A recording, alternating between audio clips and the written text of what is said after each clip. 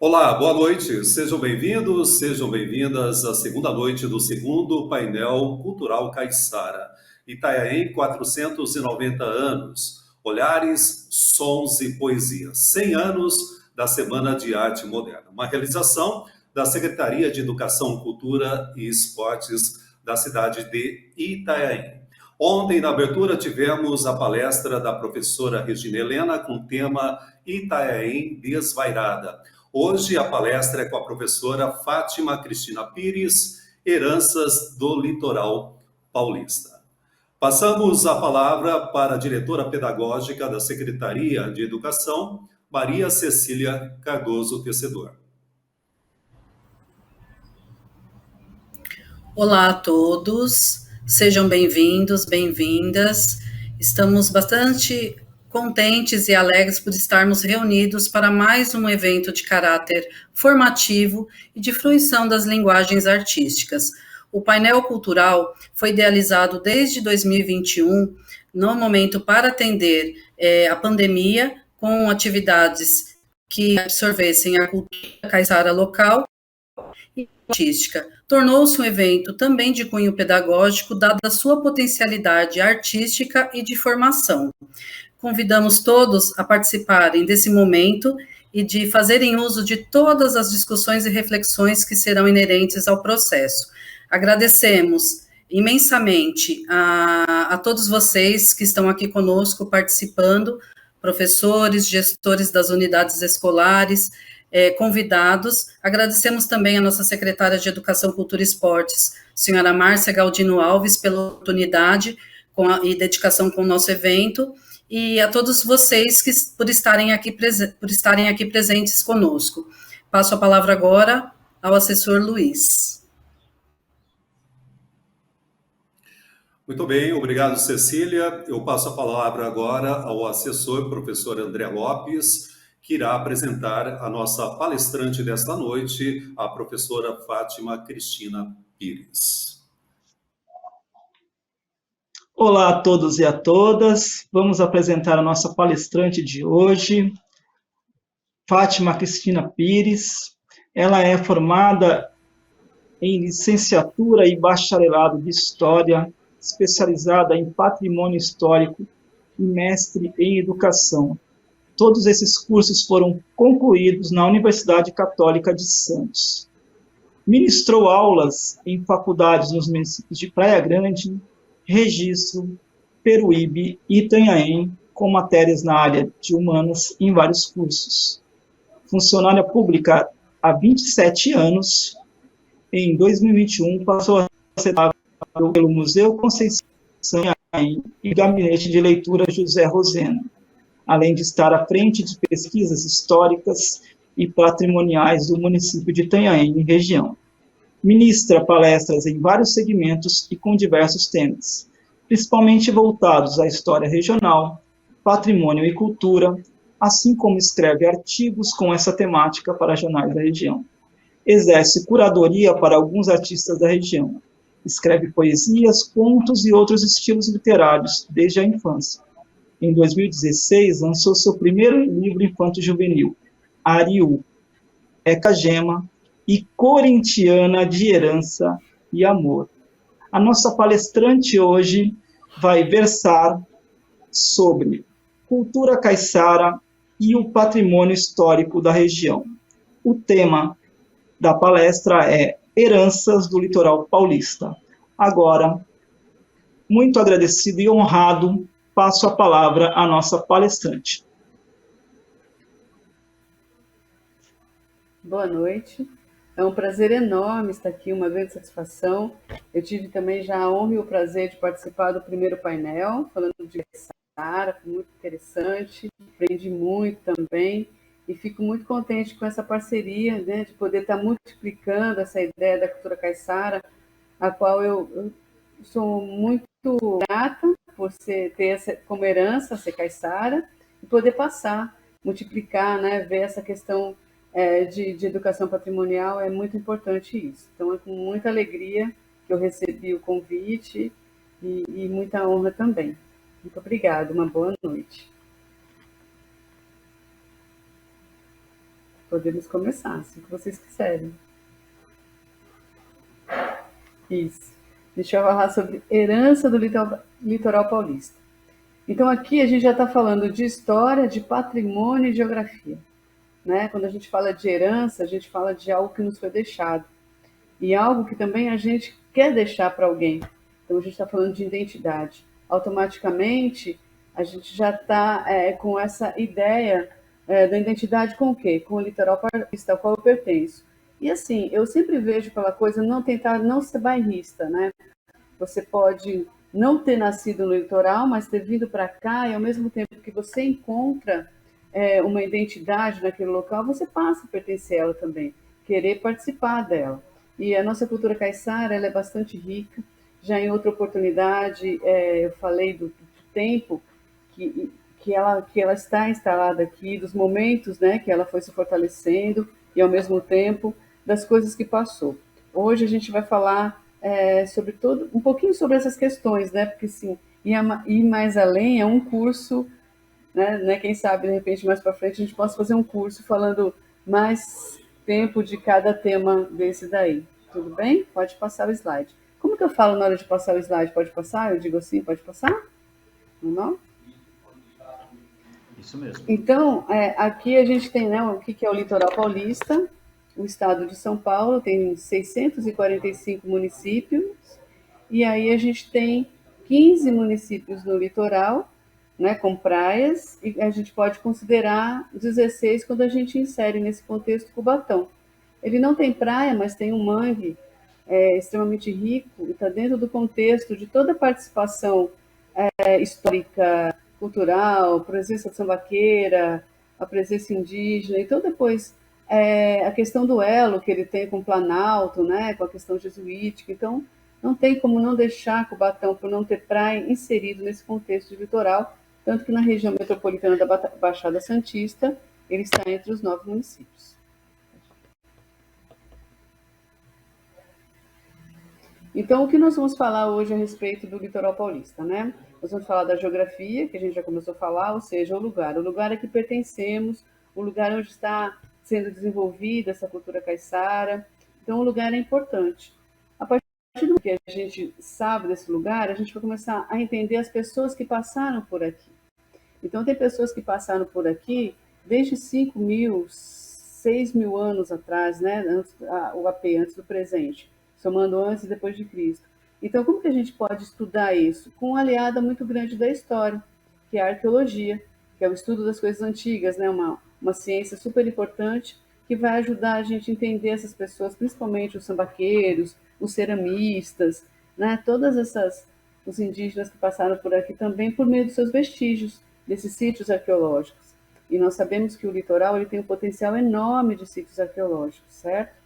E aí a gente vai também falar um pouquinho sobre os povos, né? As etnias que passaram por aqui. Então a gente está falando dessa questão étnica, né? Da antropologia física.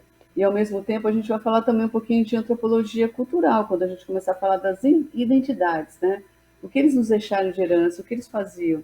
Como eu disse, né? Hoje é muito rapidamente, né? Isso daí é um assunto assim que a gente pode mais para frente, né? Até desenvolver um curso sobre isso, mas hoje assim eu vou falar mesmo só a essência de cada um desses temas, tá? E a gente também, por fim, vai falar da cultura e patrimônio do litoral paulista, ou seja, falamos do lugar, das pessoas que passaram por aqui, do que nos deixaram de herança, e agora como que a gente trabalha isso, né? Qual que é o resultado disso? Quais são essas heranças? É claro, principalmente a cultura caiçara, que é o nosso foco aqui, né? Essa cultura rica, essa cultura super desenvolvida, que é a cultura caiçara. E a gente vai falar do que é o litoral hoje, rapidamente, das suas divisões geopolíticas, né? Das administrações, do que era nossa primeira divisão, primeiro territorial indígena, depois a gente virou a capitania hereditária de São Vicente, depois de Itanhaém, depois finalmente de São Paulo, e aí os municípios, né, as cidades que já nasceram no século XVI e depois que no século XIX, XX principalmente, começaram a se desmembrar, tá certo? Aqui eu gosto de usar essa imagem, eu acho interessantíssima, que é uma imagem da Riviera de São Lourenço, em Bertioga, que a gente vê bem o contraste. Ao fundo a gente está vendo a Serra do Mar, essa coisa de herança, que muito das coisas indígenas, costumes caiçaras ligados com a natureza, está dentro do mar. Está dentro do mar e está dentro da mata, né? Tanto que os 8% da Mata Atlântica se encontra aqui na nossa região por conta dessa herança caiçara, de ideia de preservação que herdamos dos indígenas, certo? Mas, em contrapartida, ao contramão dessa história toda, vem essas enormes construções que começam a partir da década de 50, né? São as chamadas casas de segunda residência, que começam primeiro nas grandes já cidades estruturadas, como Santos, Guarujá, e aí se estende, né? E aí você tem toda uma transformação do quintal do Caiçara, que é a praia, né? Você tem toda uma transformação dela com essas casas, né, que foram transformadas, e aqui um exemplo aqui é a Riviera, é onde você encontra um metro quadrado super valorizado em relação a uma vida caiçara, por exemplo.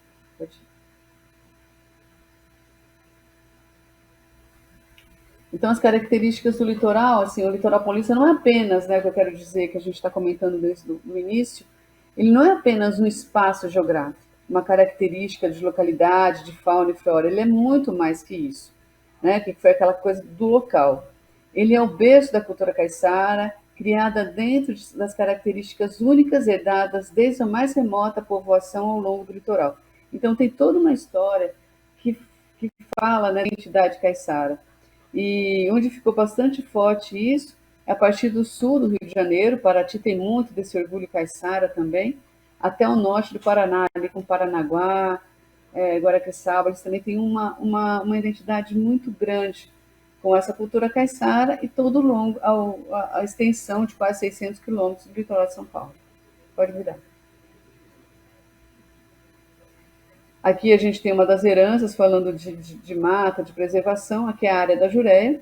Jureia em tupi quer dizer ponta saliente, que é justamente algumas pontas que saem, né, da Serra do Mar e vai para a água, né, como aqui, né, algumas questões assim.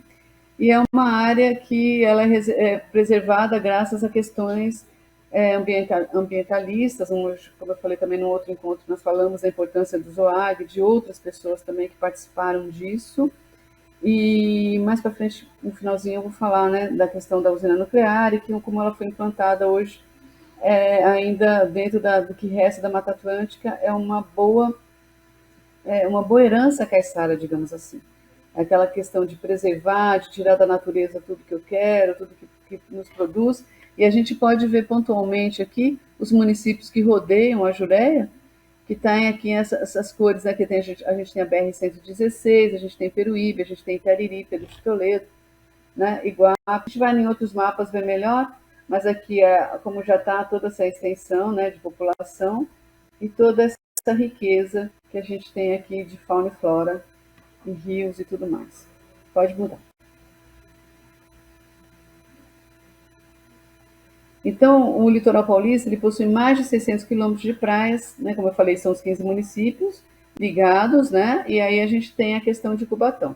Então, começando lá do sul, a gente tem Canané, Ilha Comprida, Iguape, Peruíbe, Itanhaém, Mongaguá, Praia Grande, São Vicente, Santos, Guarujá, Bertioga, São Sebastião, Ilhabela, Caraguatatuba, Ubatuba, e aqui no contexto dos 9 municípios, a gente tem Cubatão, mas coloquei aqui em azul pela questão da identidade de tudo. A única coisa que nos difere mesmo, ele não ter praia, mas ele é o berço, né? Ele é o berçário, a quantidade de mangue que tem, a importância do homem sambaqui, tanto que eles têm um bairro chamado Casqueiro, justamente pelo encontro de vários sambaquis ali naquele lugar, então é bastante interessante. Pode passar.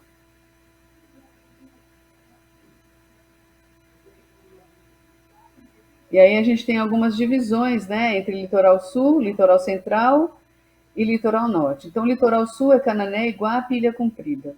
O litoral central é chamada região metropolitana da Baixada Santista, né, a região da Mata Atlântica. Essa questão é muito importante, que nós vivemos isso, né?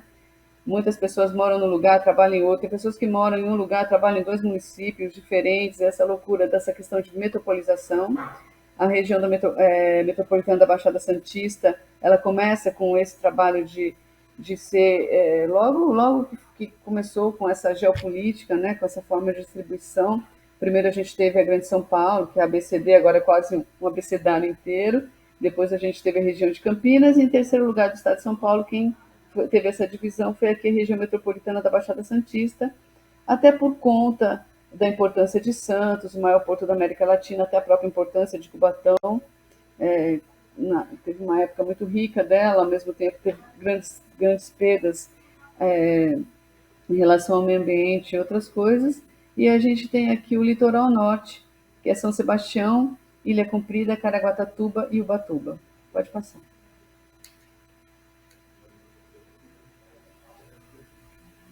Aqui, geograficamente, né, a gente tem essas divisões.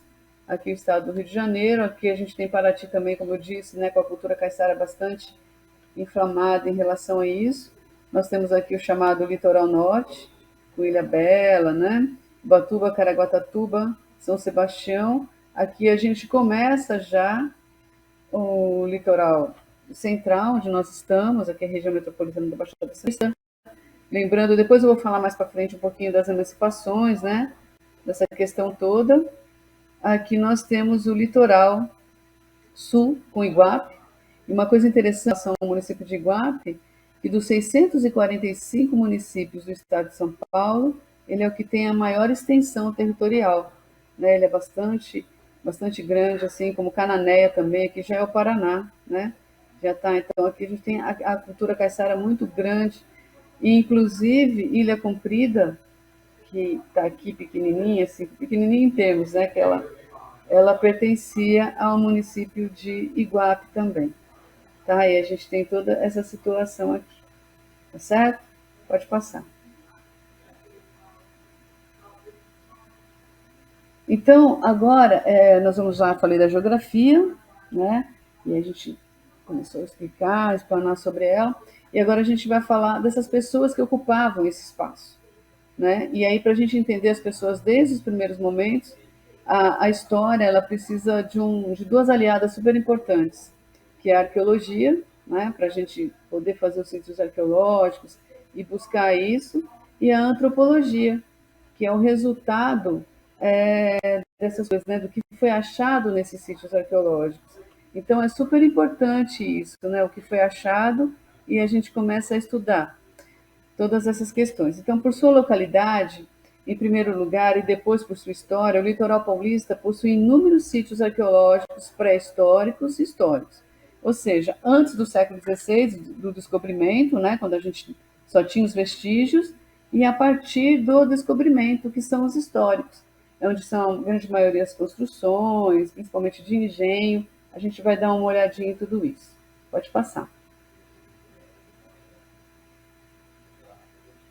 Então, aqui a gente tem a área com grande potencial arqueológico. Então, a gente tem uma foto aqui, não sei se vocês estão vendo bem, mas assim, é uma foto desde aqui, né, da divisa, com Paraty até o Paraná, tá? Inclusive todos os 600 quilômetros, mais 600 quilômetros de praias aqui do litoral paulista. E nós temos vários sítios arqueológicos. Todos os sítios têm sítios arqueológicos pré-históricos e históricos. A maioria deles foi encontrado vestígios de sambaquis, muito mais que um, de engenhos, de igrejas, de forte, principalmente, né? São essas 3 primeiras construções do século XVI. Algumas casas aí já é um pouquinho mais para frente, século XIX. E depois é o grande potencial das estações ferroviárias, né? Das estações ferroviárias que a gente vai ter a partir do comecinho do século XX. Pode passar.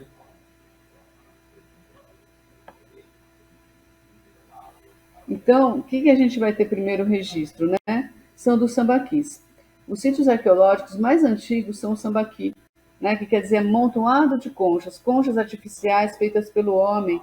Então, cada sambaqui é como se fosse um livro único, né? E quando você destrói um sambaqui, é como se você tivesse destruído um exemplar de um livro que não vai existir. E aí você perde todas as características, porque assim, um sambaqui, ele servia, hoje, né, a gente está trabalhando por vários motivos, um dos primeiros livros a falar sobre esse assunto é esse aqui, né, do Paulo Duarte, que foi um pesquisador, esse aqui é da década de 60, né, e ele fala sobre os sambaquis, começa a fazer um mapeamento, mas essa ideia de estudar sambaqui do comecinho do século XX, da década de 20, onde alguns japoneses começam a ter um pouquinho dessa percepção no Vale do Ribeira e Litoral Sul, e depois entra outras pesquisas, inclusive a Universidade de São Paulo, que começa a estudar esses sítios arqueológicos. E a gente teve duas arqueólogas que começaram. Teve alguns arqueólogos que têm destaque aqui, né, na nossa região, como a Dora Showa, a Stakamaki, que é uma outra arqueóloga, que eu esqueci, desculpa o primeiro nome dela. A gente tem o Plácido Cali, a gente tem vários outros arqueólogos e grupos, né, de estudos que fazem esse levantamento. E aí a gente tem algumas datações, as mais antigas já estavam, os mais antigos sambaquis aqui da região até então, porque assim, isso varia muito, né? Nós podemos pensar numa determinada data agora, e daqui mês que vem, 2 meses, eu posso achar um sambaqui, e daqui a um tempo datar e ver que ele é muito mais antigo do que o anterior que eu conhecia.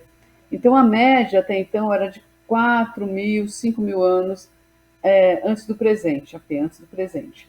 Agora, o mais antigo foi achado por volta de 2005, que foi na Ilha do Cardoso, em Cananéia, por volta ainda de 8.000. E aí tem várias formas de a gente aferir essa idade, né, com precisão. Então, precisa de ir para o laboratório, tem a questão do carbono 14. Agora, a gente já tem outras técnicas também, mas o carbono 14 não deixou definitivamente de ser usado, foi usado durante muito tempo dentro da arqueologia. E a gente tem outros também outros métodos, né, como as fotografias aéreas, que vai localizar restos de fogueira. Então a gente tem umas novas técnicas agora, e a gente tem esses sambaquis que foram encontrados e datados por volta de 8.000 anos. Ele foi encontrado agora em 2005. Até então, o mais antigo era de 5.000 e alguma coisa. Então, assim, a cada momento você pode ser contestado sobre essas datas, você achar um mais novo e antigos. O que a gente tem com certeza agora, essas variações, né, de que eles eram nômades, andavam pelo litoral, eles eram ainda coletores, e a gente tem também a percepção das camadas estratigráficas. Mais profundo o ser sambaqui, mais você vai encontrar a datação dele, né? Outra coisa também que teve um encontro, né, que eu costumo dizer, a primeira miscigenação do litoral por volta de mais ou menos 2.000 anos atrás, quando os indígenas chegaram em busca da terra sem males e encontraram o povo do Sambaqui. E aí não se sabe se houve lutas, como que foi essa miscigenação. O que se sabe por meio de estudo dos sambaquis é que por volta de 1.000 anos atrás, essa civilização ou ela foi absorvida pelos grupos tupis, né, que estavam no litoral, ou elas foram totalmente extintas em algum tipo de batalha ou coisas assim. Então, esse estudo ainda está sendo feito, vários pesquisadores nessa área, para buscar essas respostas, né? Mas do que a gente tinha da década de 80, por exemplo, em relação a sambaquis de estudos, o que a gente tem hoje são muito mais artigos, muito mais questões e pessoas trabalhando nesse aspecto. Então, o mais antigo, né, até agora, como falei, esse é da Ilha do Cardoso, encontrado em 2005. Pode passar. Aqui a gente tem esse sambaqui, né? Essa aqui, aí é interessante que a gente pode encontrar sambaquis fluviais, né? Que vão estar perto, tipo uma ilha, em algumas partes dos rios. A gente pode ter alguns sambaquis já submersos, né? Dependendo do lugar, do que aconteceu com o movimento marítimo naquele tempo. E a gente encontra sambaquis altíssimos, infelizmente sambaquis destruídos, porque eles começaram a ser destruídos a partir do século XVI, onde pegavam, né, eles não tinham nem ideia do que eram. Muitas pessoas até pouco tempo diziam que esse amontoado de conchas seriam restos do mar ali parado, que o mar chegou até ali. Então, até se chegar a essa conclusão de começar a encontrar os enterramentos, de começar a encontrar os vestígios e tudo mais, então, como eu falei, tudo um processo.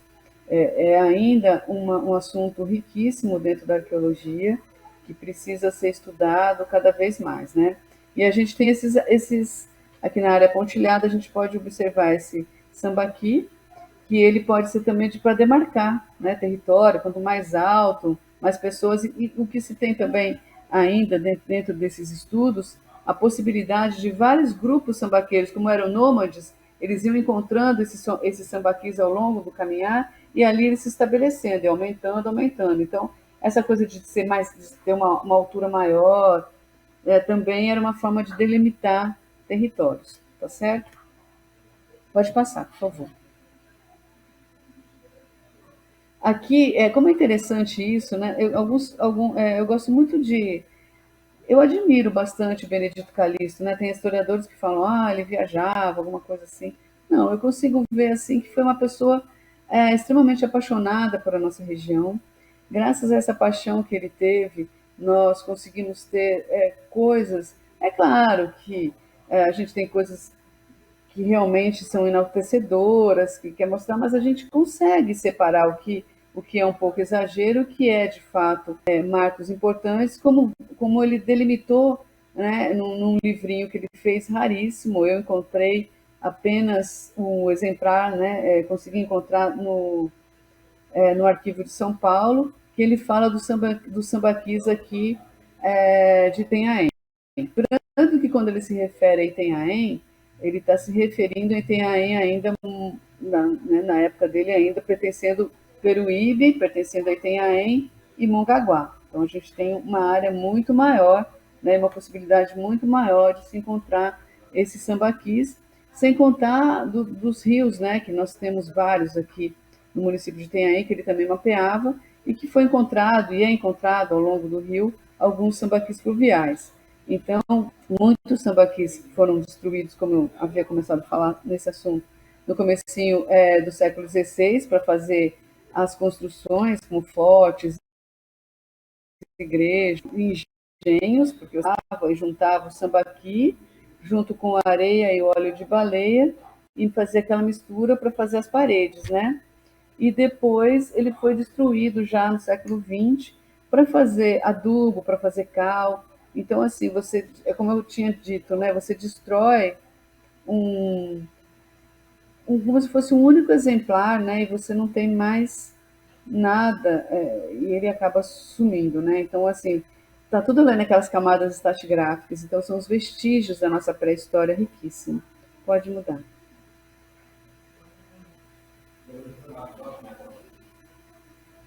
Aqui a gente tem, né, vou falar alguns objetos que foram achados. Aqui, por exemplo, a gente tem a Miss Sambaqui, que foi uma moçada de uma menina de 14 anos encontrada num sambaqui do Guarujá, do município de Guarujá, e aí ela foi levada para a USP, estudada, né? E aí a gente começa a entender essa riqueza dessa pré-história. Pode passar.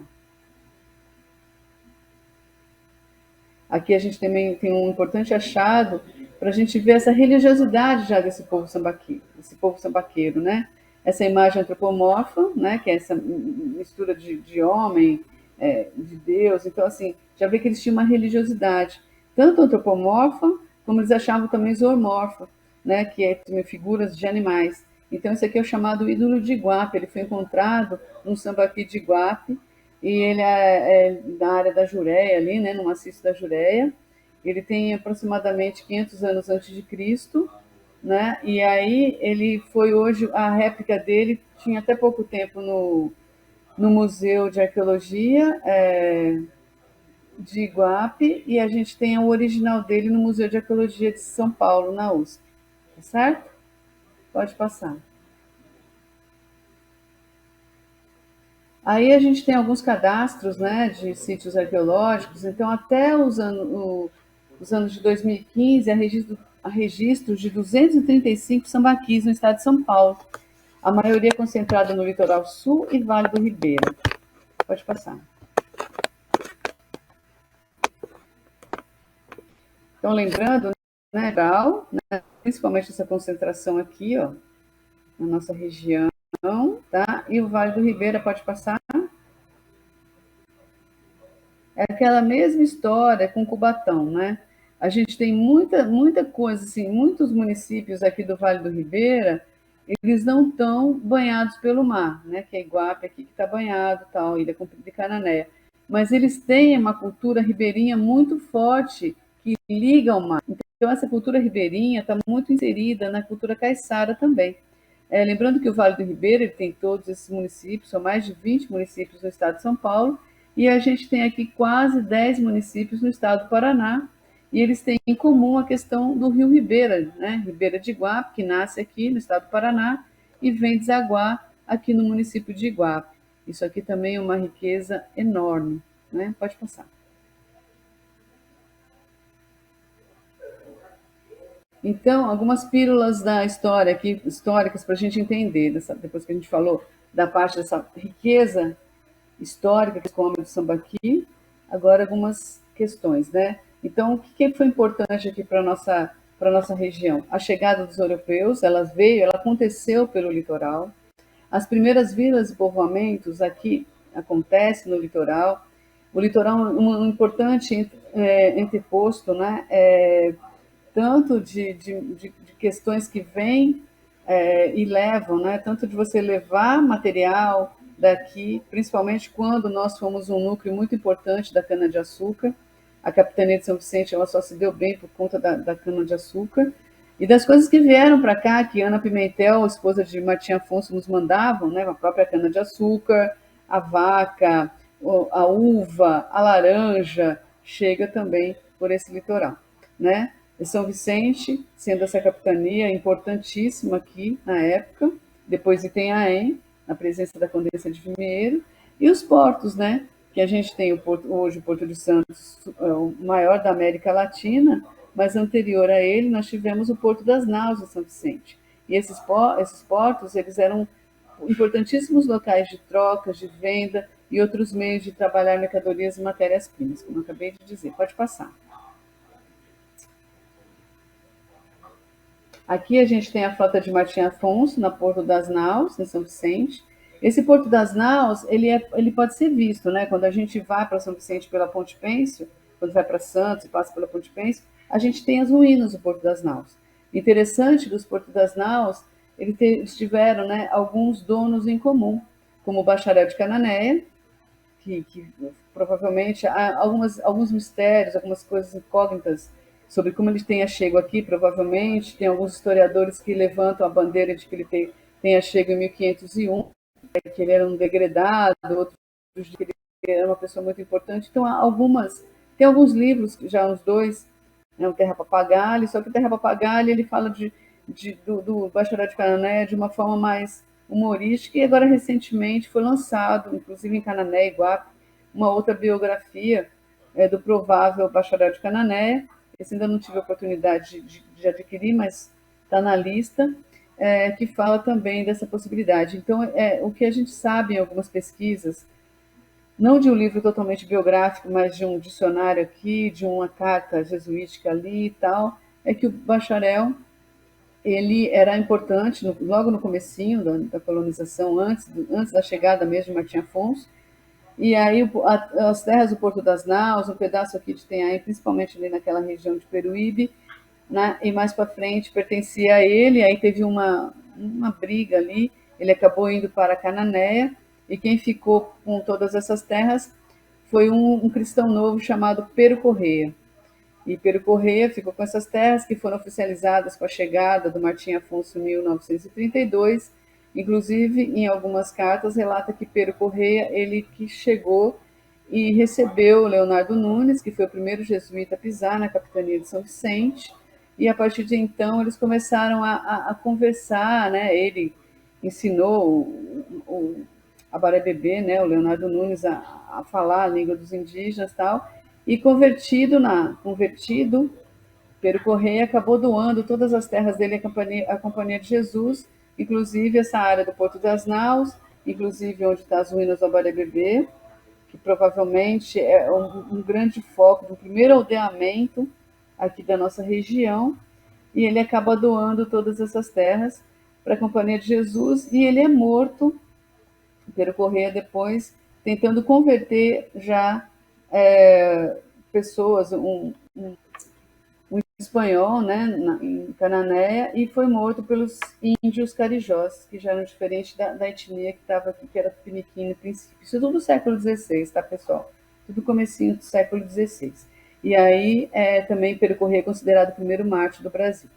Então, assim, só para falar da importância do Porto das Naus, acabei colocando esse personagem, porque toda a história é movida por personagens e fatos, né? Só existe o fato porque existe, só existe história porque existe o fato. E só existe o fato porque tem as pessoas que fazem isso. Então as pessoas são muito importantes dentro desse contexto todo. Pode passar, por favor. Então as heranças, né, que nos dada nesse o litoral paulista, por ser um dos primeiros lugares a serem povoados e miscigenados, né, aquela questão que eu falei para vocês, no Brasil, ainda no século XVI, nos deixa hoje muitas construções que ajudam a entender esse passado e fortalecendo a memória, são chamados patrimônio histórico-cultural, móvel, né, quer dizer, desculpa, imóvel, ou seja, eles são tangíveis, estão ali. Tanto móvel, como no caso materiais que eles possam deixar do engenho, quanto imóvel, que são as construções. Pode passar. Então, aqui a gente tem a Bolsa do Café. A Bolsa do Café é um marco muito grande da economia, já a partir do finalzinho do século XIX, comecinho do século XX, é quando o Santos tem essa grande transformação, né, tanto portuária, e o estado de São Paulo começa a deixar de ser província e se fortalece, né, porque até então, no século XVI, XVII, XVIII, São Paulo, diante de Pernambuco, do Rio de Janeiro, de Salvador e até mesmo de Minas Gerais, por conta do seu minério, era apenas uma província. Ele começa a se encorpar e hoje ser o estado mais rico do Brasil por conta do café. E aqui é onde se negociavam todas essas vendas de café e tudo mais. É interessante, Santos também é uma cidade pioneira em relação à abolição da escravatura, né? A gente tem personagens importantes como Santos Garrafão, que era um comerciante português que trabalhou muito nessa questão da abolição da escravatura, e a gente teve a própria a esposa dele, né, que era uma ex-escrava, que brigou muito para que isso acontecesse. Nós temos os irmãos Andradas. Então, Santos em relação a esse pedaço do litoral, ele é enriquecedor, assim, em partes de história, né? Tanto do século XVI, mas agora começa a destacar a partir do século XX, com a questão dessa Bolsa do Café. Nós temos aqui um vitral de Benedito Calixto, belíssimo, lá em São Paulo, né, no Mercadão também nós temos um vitral dele. Aqui a gente tem uma pintura também aqui embaixo, não sei se a minha setinha está indo mostrando aqui, que está contando a história de Santos, também bastante interessante, é um painel, na verdade, né? E é um lugar enriquecedor para a gente poder ver um pouquinho dessa história. Pode passar.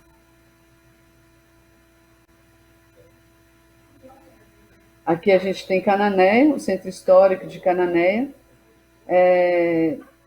Ao fundo a gente vê a Baía de Cananéia, aqui os casarios de Cananéia. E é interessante que nós temos aqui, graças à arqueologia subaquática, alguns canhões entre o século XVIII, XVII, XVIII, aqui na pracinha, né, que é um marco também desse tombamento. É um lugar bastante interessante para a gente entender um pouco, né, até porque antes de distribuir as capitanias hereditárias, Martim Afonso passou direto e ficou um tempo em Cananéia, né, que na verdade, em busca lá do Rio da Prata. Pode passar.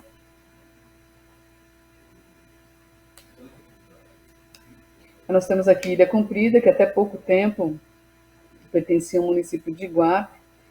São mais de 76 quilômetros, mais de 70 quilômetros de extensão, né?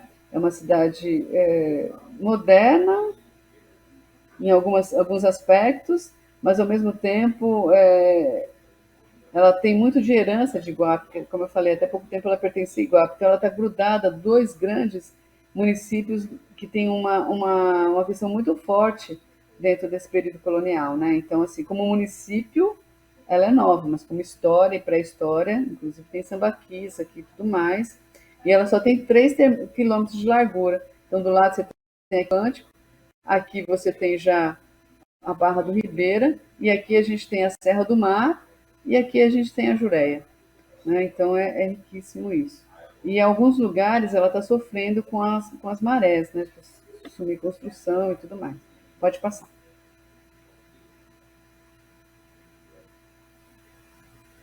Aqui nós temos o município de Iguape, um município que foi extremamente rico, né, por conta do ouro encontrado no Ribeira, né, na cidade de Eldorado, aquela região tanto que mudou de nome, que era Xiririca, agora passa a ser Eldorado, Registro, que tem esse nome porque registrava justamente esse ouro encontrado no Ribeira.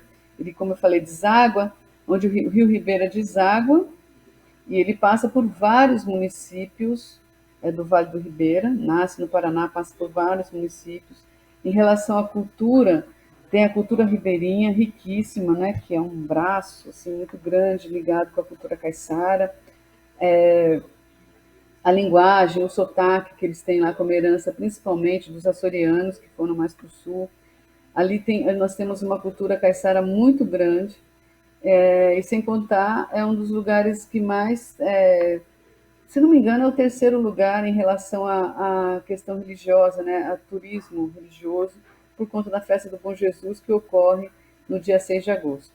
Coincidentemente, ele já tinha a padroeira, que é Nossa Senhora das Neves, quando no século XVII apareceu o Bom Jesus, e coincidentemente o dia de Nossa Senhora das Neves é dia 5 de agosto, e do Bom Jesus, o dia de Bom Jesus, né, que é essa figura bíblica, tem toda uma outra história também, senão a gente vai ficar a noite toda contando várias histórias aqui, mas é no dia 6 de agosto, que é a imagem do Bom Jesus, né, quando Cristo é condenado, tal, Bom Jesus da Cana Verde em alguns lugares, e aqui Bom Jesus de Iguape, por conta que ele foi achado na Praia da Jureia, e aí as lendas dizem que quando queriam levar o Bom Jesus para Peruíbe, ele ficava extremamente pesado. Quando viravam o Bom Jesus para Iguape, ele ficava extremamente leve. Né? Então, e depois relatos, né, contam que essa imagem ia ser levada para o Recife, e acabou naufragando e veio parar na Praia da Jureia, e aí tem toda essa lenda em volta dela, por isso que chama Bom Jesus de Iguape. É um lugar bastante que vai, na sua festa, uma feira enorme, a feira toma toda essa avenida aqui praticamente, toda essa avenida é tomada pela feira, né, que acontece. Aqui nós temos outras igrejas também, e essa aqui é a Basílica do Bom Jesus, que foi construída no século XVIII, né? A imagem foi encontrada no século XVII, no século XVIII foi concluída a construção dessa basílica, e desde então é um lugar muito grande de peregrinação, principalmente dos estados do sul, né? Que vem, e do Brasil todo, né? Então a gente tem também uma cultura caiçara, ainda vários bairros, principalmente que fazem divisa com o município de Peruíbe, né, da Barra do Ribeira ali, junto com a Jureia, já Barra do Una do outro lado, é muito grande a identidade caiçara ali. Né? Lembrando que muitas pessoas saíram de Iguape, que assim, no núcleo que a gente tem na Cachoeira do Guilherme, que está no município de Peruíbe, saiu a pé de Iguape e veio para essa região da Jureia, que depois tiveram que sair na época da questão da usina nuclear. Tá? Então a gente tem muita riqueza aqui. No finalzinho do século XVIII, aqui foi um dos maiores produtores de arroz do Brasil, né, por conta desse charco e tal. Mas aí tem até a beneficiadora aqui, você vai perto do Valo Grande aqui, a beneficiadora de arroz e tudo mais, que foi depois, infelizmente, né, com aquela questão de alargar a boca da barra para se passar as embarcações levando o arroz, acabou mexendo nisso tudo e alagando as plantações de arroz. Então, meio que o tiro saiu pelo pé. Mas Iguape também tem muita história para contar, é um município riquíssimo, tanto em história como patrimônio, tem alguns sambaquis, vários sambaquis, aliás, nessa região toda. Pode passar. Sem contar a questão caiçara, que é muito forte aqui ainda. Pode passar. Aqui a gente tem as ruínas do Abarebebê, né? É considerada uma das primeiras igrejas da região, um dos primeiros núcleos de colégio aqui da região, tá? Também em alguns lugares a gente encontra que foi um dos primeiros povoados do Brasil. Foi responsável Leonardo Nunes, que chegou junto com o primeiro governador-geral e juntamente com Manuel da Nóbrega, né, que ficou na Bahia. Eles chegaram dia 29 de março de 1549 e foi delegado a Leonardo Nunes que viesse para essa nossa região. Então ele veio, passou ali pela Bahia, pelo sul da Bahia, Espírito Santo, Rio de Janeiro, chegando aqui na nossa área provavelmente por volta de 1550, perdão, 1550, e aí criando esses núcleos, né? Encontrando o Pero Correia, como eu acabei de contar a historinha para vocês, e aí é considerado um dos pilares para a construção de São Paulo mesmo, né? Porque muito é dado aos outros jesuítas, mas quem segurou a barra e ficou aqui organizando tudo foi o Leonardo Nunes. Tinha esse apelido Padre Voador, né, Barebebê Padre Voador, porque, segundo consta em alguns relatos, é a própria lenda depois que vai sendo criada em torno dele, da figura dele, que ele andava muito rápido entre um lugar e outro, e aí eles falavam, esse Padre voa, daí a questão Abarebebê. E ele morreu num naufrágio em 1554, onde estava levando, a importância dele era tão grande que todos os relatos de até então, desde 49 até 54, de tudo que tinha sido feito aqui nessa parte do litoral, né, desde a Bahia até aqui, ele estava levando os relatos, mas ele morreu no naufrágio aqui ainda no litoral do Brasil.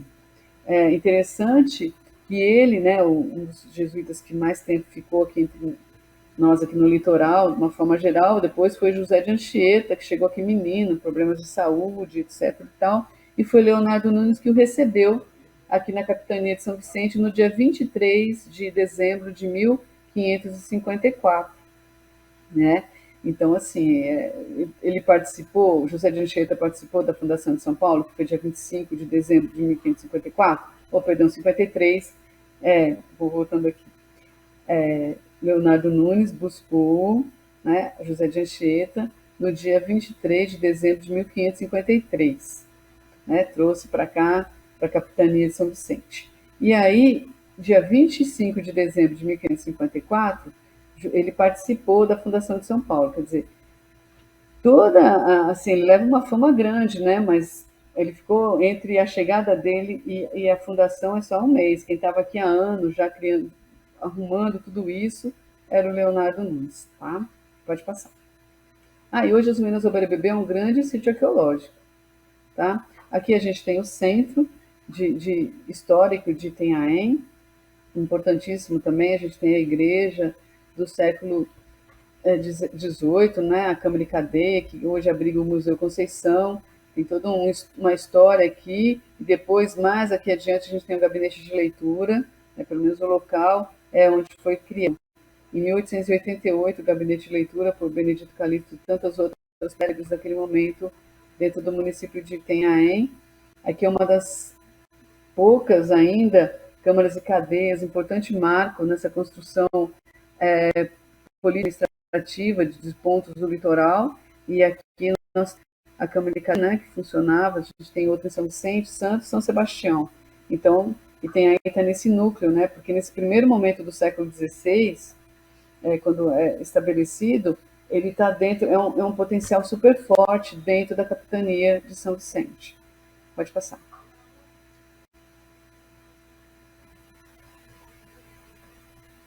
Aqui a gente tem Mongaguá, um dos prédios mais antigos, né, que é o Hotel Balneário Marinho, que hoje abriga o prédio da prefeitura municipal. E lembro que nessas passagens que estou mostrando dessas fotos, gente, só para lembrar dessas questões dessa construção de identidade, né, de patrimônio imóvel que nós temos aqui. Então, assim, lembrando que nessa época esse trecho pertencia a Itanhaém também, assim como as ruínas do Barebebê pertenciam a Itanhaém na época de sua construção. Pode passar.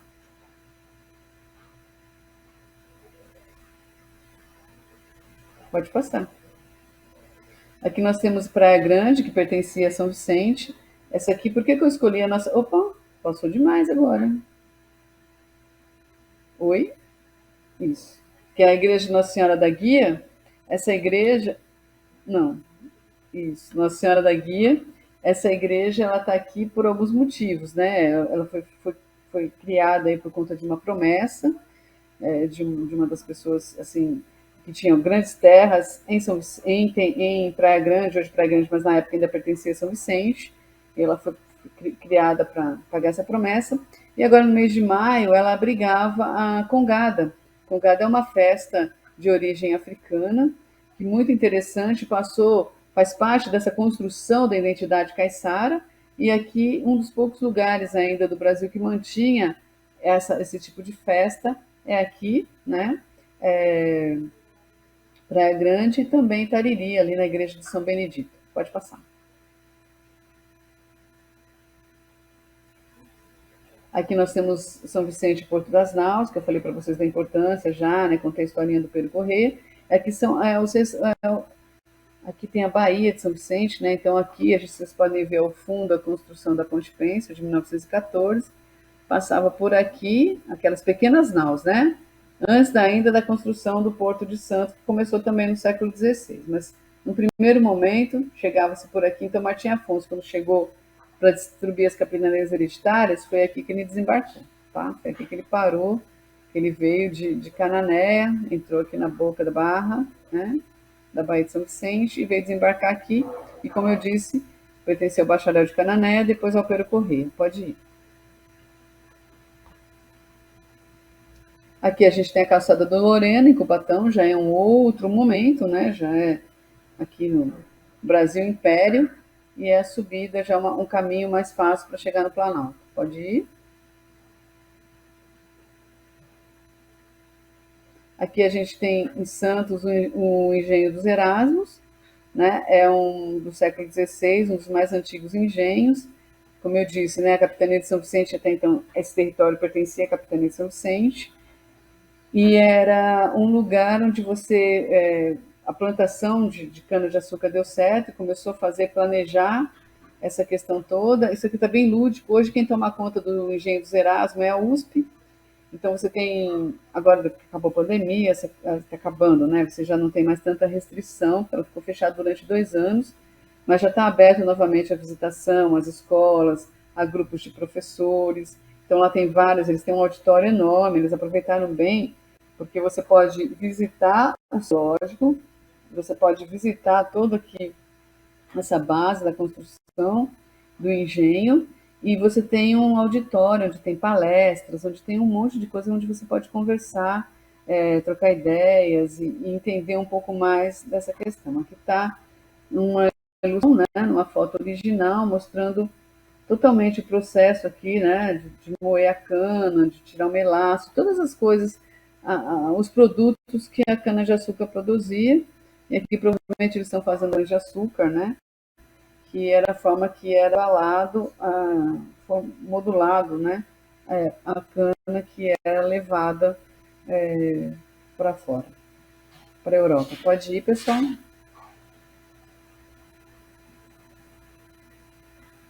Aqui a gente tem no Guarujá as ruínas da igreja do Santo Antônio do Guaibê. É uma construção linda, eu sou suspeita para falar, eu fui lá e fiquei extremamente apaixonada, assim. É dos jesuítas ainda. Pena que a gente não tem esse olhar, né, de entender essa preservação. A paisagem, o lugar que ela está é lindo de se olhar, aquela baía ali de Bertioga, porque do outro lado, mais para frente, você tem o Forte de São Felipe, e do outro lado você avista o Forte de São João.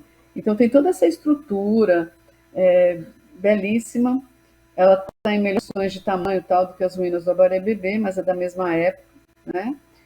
E ela é riquíssima também, é um sítio arqueológico de grande potencial, né? Está nesse lugar maravilhoso dentro da Mata Atlântica, e aí faz parte de todo esse processo. Ela está na trilha de quem vai para a Prainha Branca, né? A Prainha Branca está um pouquinho mais à frente, tá? Pode ir.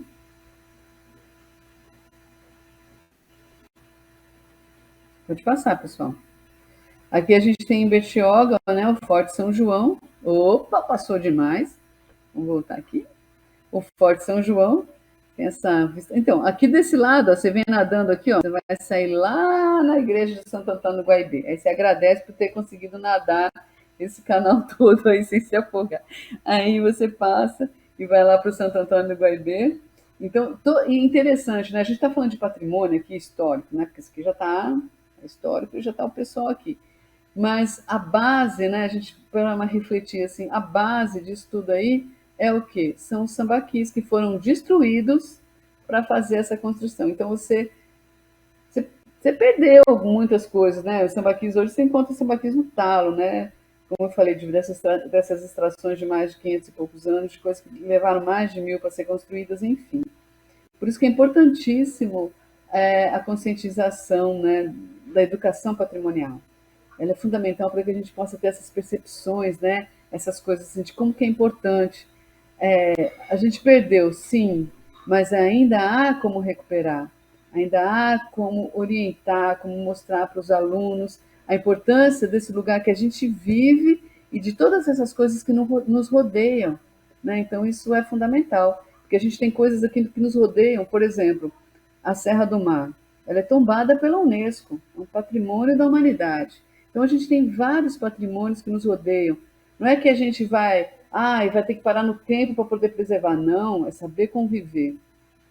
Tecnologicamente, claro que a gente vai investir em turismo, investir em várias coisas, mas investir de uma forma mais inteligente, de poder aproveitar o quê? As nossas questões, né? As nossas origens. Isso vai enriquecer muito mais o turismo, porque eu vou naquele lugar porque lá naquele lugar tem história, tem coisas que eu posso captar, tem coisas que eu posso aprender, lá tem essência. Então fica muito mais rico e interessante quando a gente trabalha essa questão da educação patrimonial, dessa identidade toda nossa, tá? Pode passar. Me empolguei agora. Pode passar. Aqui a gente tem o Centro de São Sebastião, que também é histórico, né? Aqui ao fundo uma igreja que virou um museu sacras, e a gente também tem essas questões. Então, assim, ao longo desses 600 quilômetros, é como foi pontuando isso, né? Pode passar.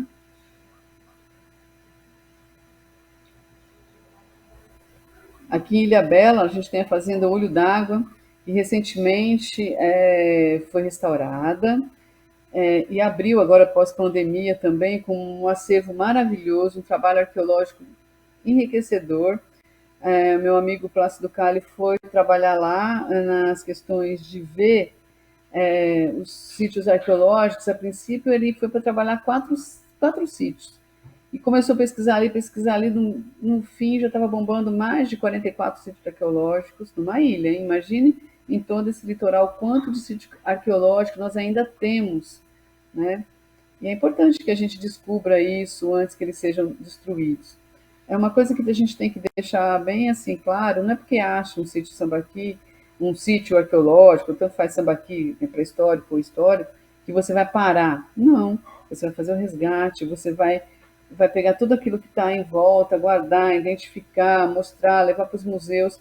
Você vai enriquecer o lugar que foi achado, que vai poder fazer o que tem que ser feito, mas a legislação diz que primeiro, para ser feito, tem que ter esse, não gosto muito dessa palavra, mas no momento não tem outra, esse resgate arqueológico para poder contar que ali tem história. Né? Então, acho que tem esse equilíbrio de passado com futuro, que quem liga os dois é o presente, é muito importante.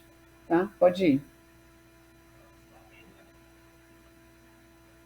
Aqui a gente tem em Caraguatatuba a Fazenda dos Ingleses, que foi uma fazenda super importante também no comecinho do século XIX, né?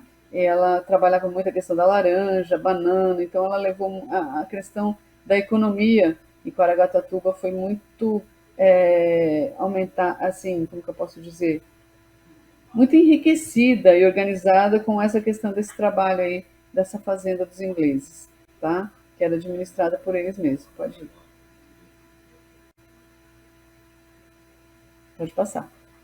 Aqui a gente tem Ubatuba, as ruínas do engenho da Fazenda Bom Retiro da Lagoinha. Também foi um importante lugar de economia da região aqui, do litoral paulista de uma forma geral. Pode passar.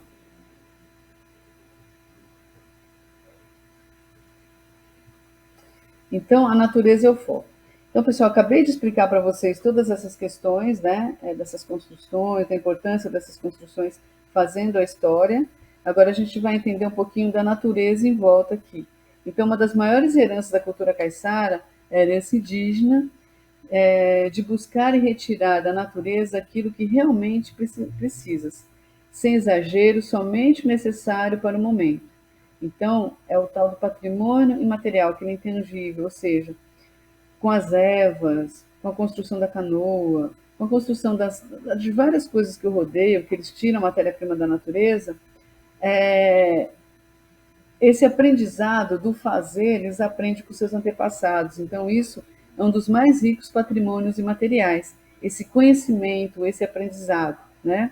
Então, a gente tem as ervas que serviam de remédio, tinha um lado místico todo, a alimentação, os frutos, as raízes, a caça, eles tiravam da mata, a matéria-prima, né? Ou seja, para construir os artefatos, eles tiravam da mata, e a navegação, as canoas das árvores. E mesmo assim, tirando tudo da mata com jeito, graças a essa ideia, né, que o estado de São Paulo, aqui na nossa região, preserva os 8% que resta da Mata Atlântica, num conjunto unificado, né?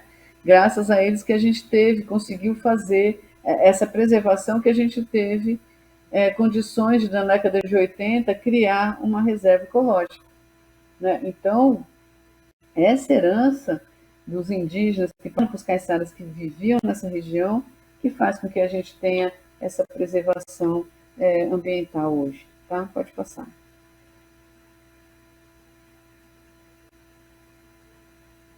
Aqui, a Serra do Mar, né, que, como eu falei, ela é tombada pela Unesco, ela nasce aqui no Espírito Santo e vem até o comecinho aqui do Rio Grande do Sul, né, são mais de 1.000 e poucos quilômetros de serra ininterrupta, a gente tem esse paredão, a famosa muralha, que tanto impressionou as pessoas que chegavam aqui no século XVI.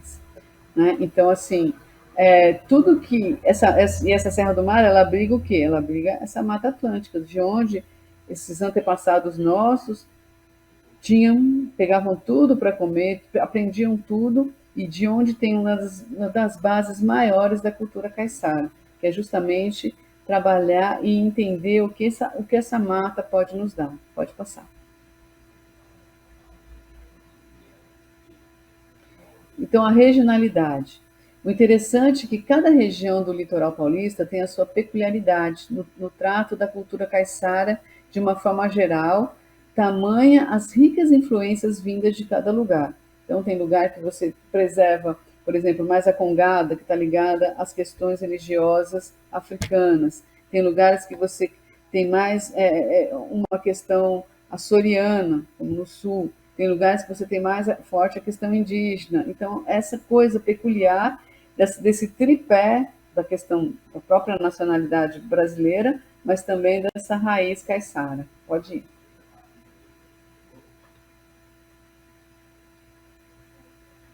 A cultura caiçara. Falar de cultura caiçara é entender as diversidades, entender a essência cultural do grupo, né, do viver em grupo, tá? Entender as heranças e os aprendizados dos mais velhos, ter respeito por isso.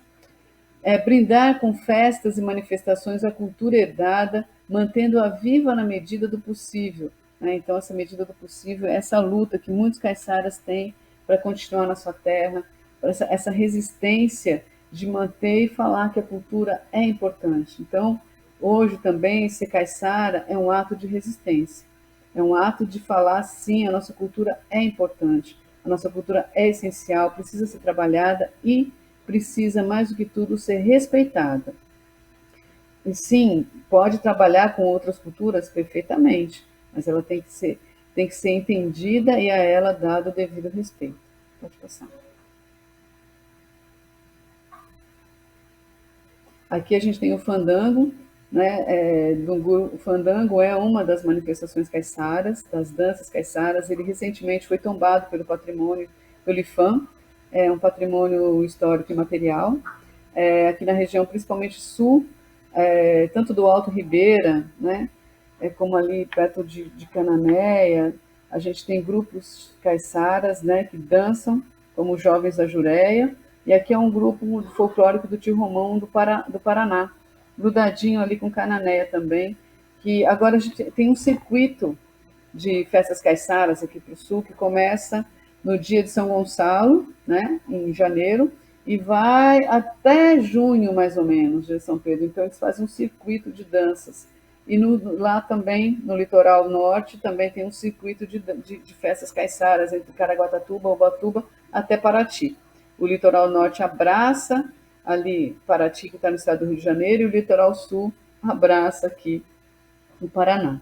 E aqui nós, do litoral central, a gente está meio que, por exemplo, tem a EM, tem as suas festividades, herança caiçara riquíssima, né, como fica a festa do Divino, que está, inclusive a soca, que é colocada dentro da festa do Divino, porque dentro da festa do Divino, de uma forma geral, tem a questão de alimentar as pessoas. E é interessante que foi herdada a essa festa de Itanhaém a questão do cuscuz caiçara, da soca, do arroz para fazer o cuscuz caiçara.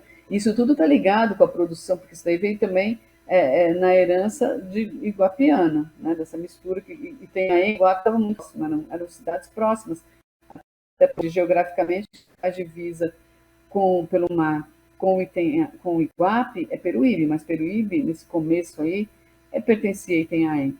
Então, essa coisa, como eu falei para vocês, Iguape foi um dos maiores produtores de arroz. Então, criar esse cuscuz de arroz com essa matéria-prima aqui é totalmente uma ideia caiçara que foi introduzida dentro dos rituais da questão da festa do Divino de alimentar as pessoas. E olha que interessante, né?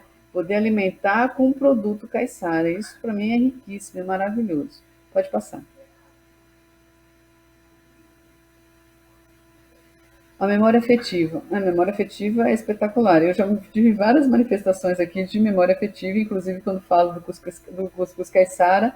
O meu avô materno fazia cuscuz caiçara para minha mãe, para as minhas tias, era o café da manhã.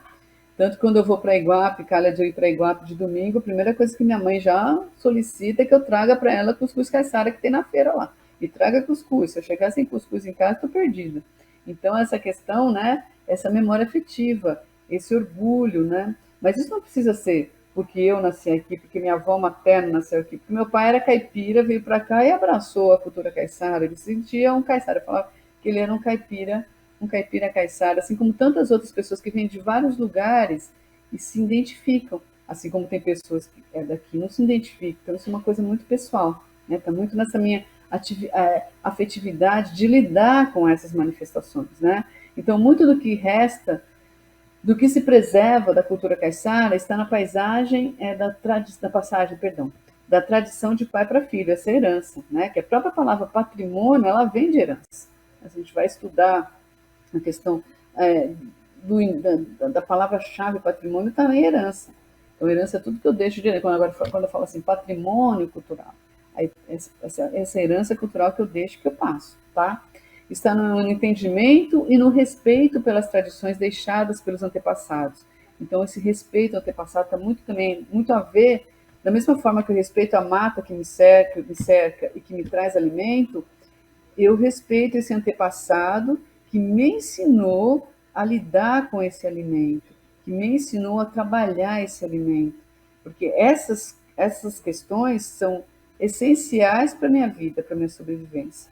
Então, o entender, o fazer, vai me levar a preservar. Pode passar. Então, assim, o que é educação patrimonial? Que eu acho fundamental que se trabalhe isso nas escolas, por conta mesmo de várias outras questões que a gente pode abranger em outras matérias, enfim, no próprio entendimento mesmo da pessoa como cidadã. Então, educação patrimonial. Eu entendo a história. Se eu entendo a história, eu sei que eu faço parte dela. Se eu faço parte dela, eu construo a história a todo momento. Então, a partir do momento que eu entendo isso, eu me identifico. Se eu me identifico com todo aquele processo que eu estou no rolo, que eu faço parte, é lógico que eu vou preservar, porque eu faço parte dela. As coisas que eu entendo, que eu conheço, faz parte dela. Então, eu tenho que preservar. Então, se eu preservar, eu mantenho. Então, esse ciclo é fundamental.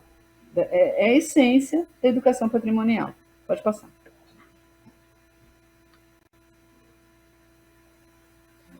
Povoando, né, e fixando. Então, o litoral é uma das principais bases de colonização do Brasil em vários períodos, desde o homem do sambaqui, foi o que a gente discutiu, né, até agora, por volta de 8.000 anos antes do presente, até os dias atuais. Então, quando a gente vai falar, é interessante também a gente falar de uma maneira geral, né? A gente quer levar isso para o entendimento, então vamos entender o amplo. Pode ir.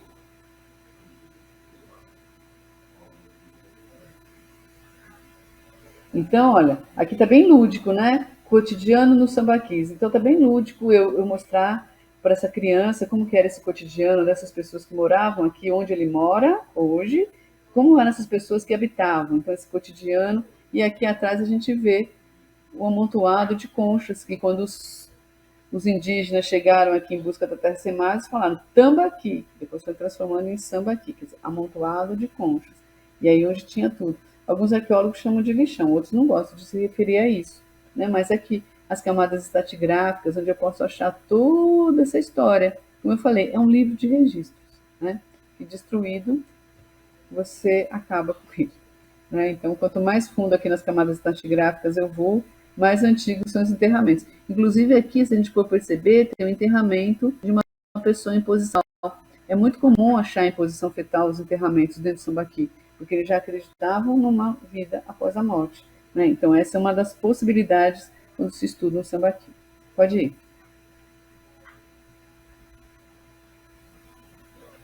Aí a gente tem a questão indígena, que é muito forte também. Estudos mostram uma provável migração de grupos chamados indígenas, que chamaram, né, que foi aquele erro do Cristóvão Colombo lá em 1492, quando pensou que chegasse às Índias, mas chegou às Américas, e depois a mesma coisa em 1500 aqui, né? Principal descobrimento. Principal, né, do tronco tupi, a partir de 2000 anos atrás, vinha em busca da terra sem males. Eles acreditavam que onde o sol nascesse seria a terra sem males. E aí eles encontraram duas coisas que até então eles não tinham muita consciência, que é o mar, né, e as pessoas que habitavam aqui, o homem do sambaqui, que estranhamente faziam aqueles amontoados de conchas, e os indígenas tudo já davam o nome daquilo que realmente é, tanto que a gente tem muita cidade hoje, que era aquilo que eles viviam no seu cotidiano, né? E acabaram encontrando o mar e os sambaquis. Na região do litoral paulista, podemos destacar assim, os grupos, tá? Claro que tinha vários outros grupos aqui, mas eu destaco mais a nossa região aqui central, os tupiniquins aqui e os carijós mais ao sul, e tinha lá os perto dos tamoios lá para o norte, né? Outros grupos étnicos também se encontravam. Pode passar. Aqui a gente tem um mapinha muito interessante com as divisões culturais indígenas, né? Que a gente tem lá, aqui, nesse risquinho aqui, a gente tem o tronco tupi e aqui o tronco G, que aí depois tem aquela questão do tupi-guarani, né? Muitas coisas eles têm em comum, mas tem algumas coisas que são peculiares. Inclusive, a gente teve uma civilização maravilhosa, que foi da ilha de Marajó, os Marajoaras, que quando chegaram aqui os portugueses em 1500, ela já não existia mais, certo? Pode ir. E aqui na nossa região eram os tupiniquins. Vamos, pode mudar. Eu tenho que acordar, né? Você já mudou. Nossa. Século XVI. Os europeus começaram a se instalar e a explorar as novas terras recém-descobertas, aquela coisa, né? Só que assim, né? Durante 30 anos nós sabemos, né? Lá nos contos, livros de história, que eles não estavam nem aí. Só a partir de 1532, que também Martim Afonso também não estava muito aí afim, que foi construída dividida as capitanias hereditárias. E nesse mesmo período já os africanos chegaram, né, a princípio também no século XVI, e assim inicia essa segunda miscigenação étnico-cultural do nosso litoral. É interessante que eu falei para vocês, a primeira foi a chegada da Terra Sem Mares lá, dos indígenas com sambaqueiros. E agora a gente tem esse momento muito interessante aqui, que em 501, quando eles chegam lá no Nordeste, né, que eles começam a ver que o Brasil não é uma ilha, como pensavam, sim uma coisa muito maior, eles vão começando, segundo o calendário religioso, a dar nomes para os lugares que eles paravam, né? Então, dava o nome do santo do dia. Chegaram no dia 14 de agosto. Então, chegaram, e assim, os acidentes geográficos, né? No Cabo de São Roque. São Roque é o santo do dia 14. Então, o cabo ali, geograficamente, Cabo de São Roque, e aí começaram a descer, né? E o resultado desse encontro, ao longo da história, por diversos motivos, foi a construção da cultura caiçara. Pode ir?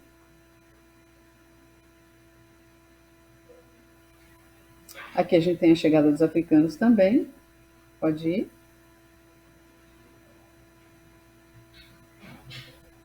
As terras. O Brasil foi colonizado pelos europeus oficialmente a partir do século XVI. Primeiramente pelo litoral, como a gente viu, né? Tamanha a nossa riqueza aí. Onde a aculturação europeia fixa-se com a primeira missa, no dia 26 de abril de 1500, celebrada por Henrique Coimbra na Praia da Coroa Vermelha, no litoral baiano. Né? Então é interessante a gente ver que depois parece que a gente tem essa imagem dessa primeira missa que foi pintada bem depois, né? Como se índios pacíficos, indígenas pacíficos, aquela coisa toda. Mas aí a gente vê que o fim do Henrique Coimbra não foi tão pacífico assim. Mas enfim, isso também é uma outra história. Pode passar.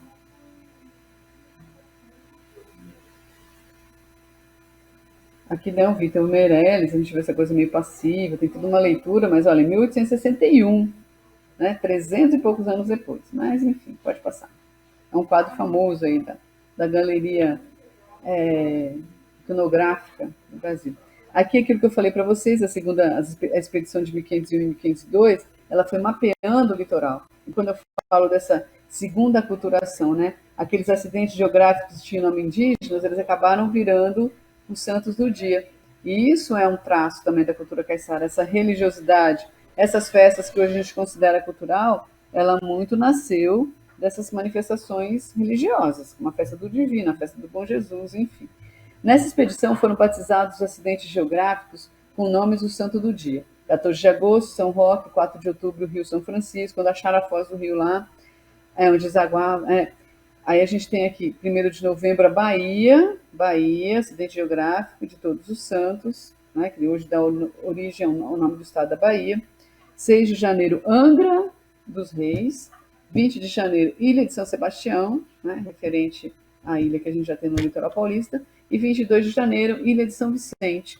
Coincidentemente, São Vicente também é o padroeiro de Lisboa, e o dia dele é no dia 22 de janeiro. Pode ir.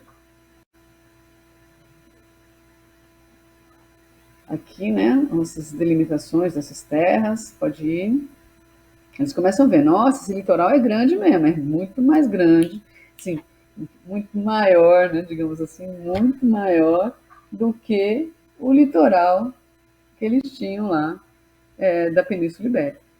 Durante 30 anos, as terras brasileiras foram pontos exploratórios.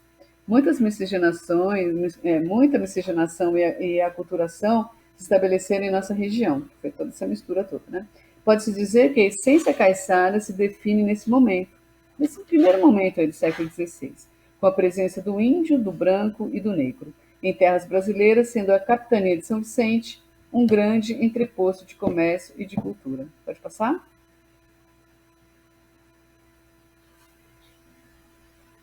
Aqui a gente tem a miscigenação etnicamente falando, né? Do índio, do indígena com branco, do branco com o negro, do negro com o indígena. Né? A gente tem o cafuzo, o mulato e o mameluco. Pode ir.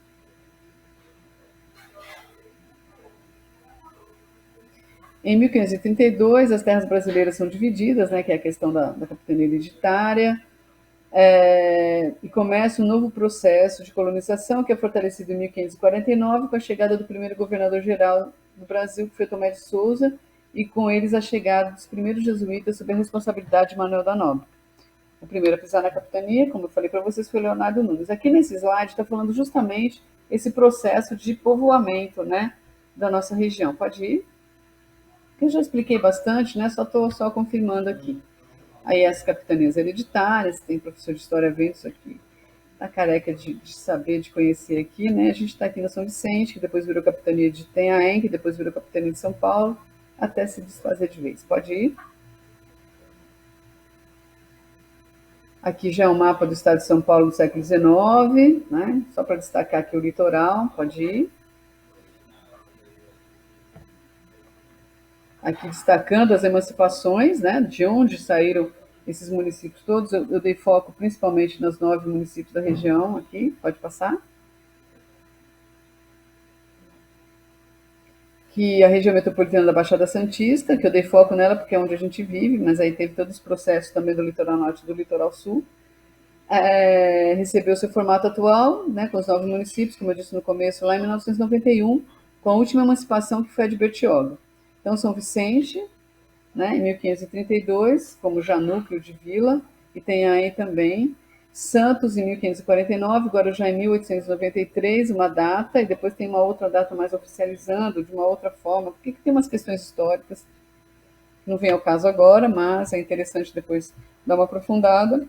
1926, aí a gente tem Cubatão, que saiu de Santos em 1949, Peruíbe, que saiu de Itanhaém em 1959, Mongaguá também, Peruíbe saiu de Itanhaém em 1959, Mongaguá saiu também de Itanhaém em 1959, Praia Grande em 1967 de São Vicente e Betioga em 1991 de Santos. É interessante falar que em 1949, aqui no Vale do Ribeira, Itariri também se emancipou.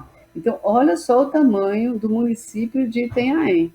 Ia de Itariri até Mongaguá. Isso nesse momento, né? Sem contar que ele já foi capitania. Pode ir.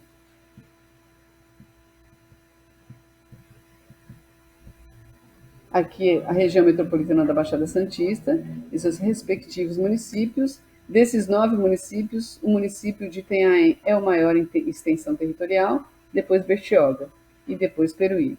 Pode ir?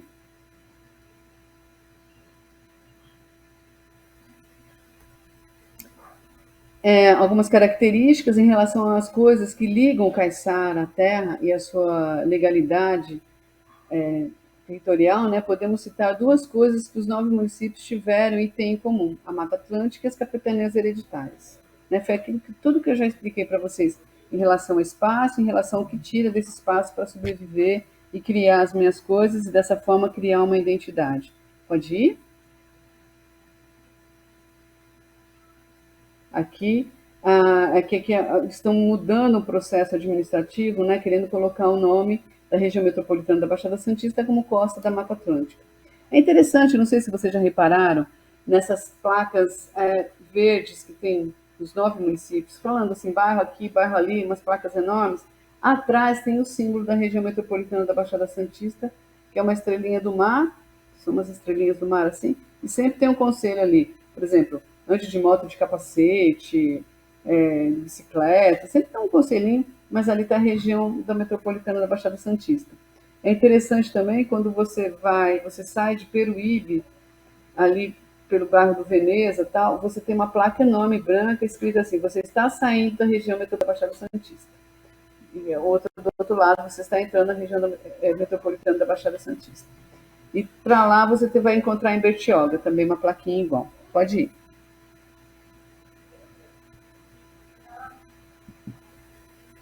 Atualmente existe menos de 10%, né, da Mata Atlântica, mas como eu falei para vocês, a cobertura original está aqui. Né, ela se estendia até alguns países da América do Sul. Pode ir.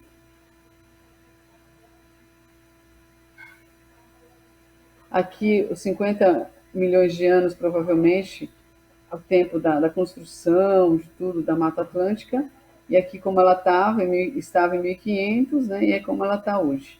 Né? E a gente pode observar que a nossa região é que tem o maior número de concentração aqui, chegando mais para o Paraná aqui. Pode ir.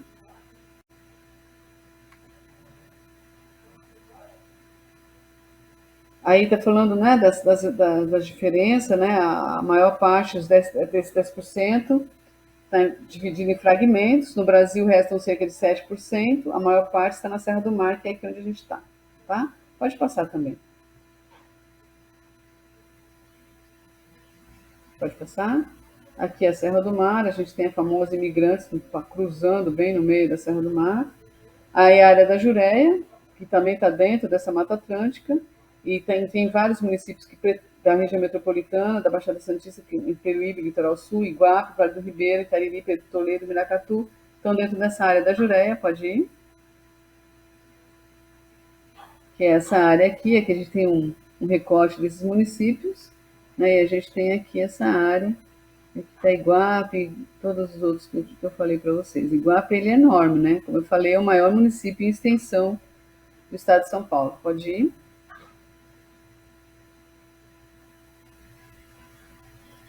Aí, nesse meio tempo, né, na década de 80, a gente quis ter uma instalação de uma usina nuclear, né, Iguape 4 e Iguape 5, mas pode ir, eu vou contando isso aí. A título de, né, praticamente nessa área aqui onde está, esse aqui é o Rio Verde, tá, gente? Aqui para cá já é Iguape. Então, queria estar nesse processo, essa usina nuclear, teve várias manifestações, teve várias brigas, pode ir. É uma longa história, pode passar. E aí, por que escolheram, né, esse lugar? Volta só um pouquinho. Por que escolheram fazer a usina nuclear aqui, né? Por causa da proteção natural da área, por ser um local dentro de uma reserva ecológica que acabou ficando depois, virando, né? E dessa maneira havia um tampão natural, né? Para proteger essa usina. Lembrando que essa reserva ela se ocupou depois, tá? Pode ir. Aqui está a Cachoeira do Guilherme. Essa Cachoeira do Guilherme, ela é um lugar, um núcleo, onde durante muito tempo abrigou mais de 100 anos caiçaras que tiveram que sair dessa região com a chegada do parque. Tá? Inclusive, eles mudaram de Iguape para esse lugar por motivos religiosos, né? Principalmente espíritas, né? O centro de Mesa Branca, essas questões mais nesse sentido, nesse segmento, mas com muita miscigenação, muita mistura da questão católica, tá? Também. E aqui a gente tem ainda uma manifestação no dia 29 de setembro, que é o dia de São Miguel, que é o padroeiro da região. Então, é autorizado que famílias e convidados específicos desses familiares vão festejar o dia de São Miguel aí na Cachoeira do Guilherme, que hoje está dentro da reserva. Pode passar?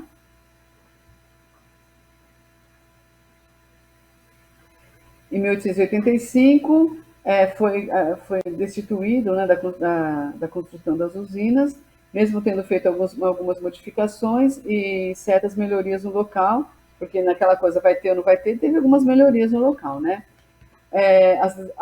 Ocorreu assim mesmo a desapropriação de terras, cessaram o local e voltou a ficar esquecido. Muitas brigas e poceiros ali em vários lugares. Por que eu estou falando da usina nuclear aqui?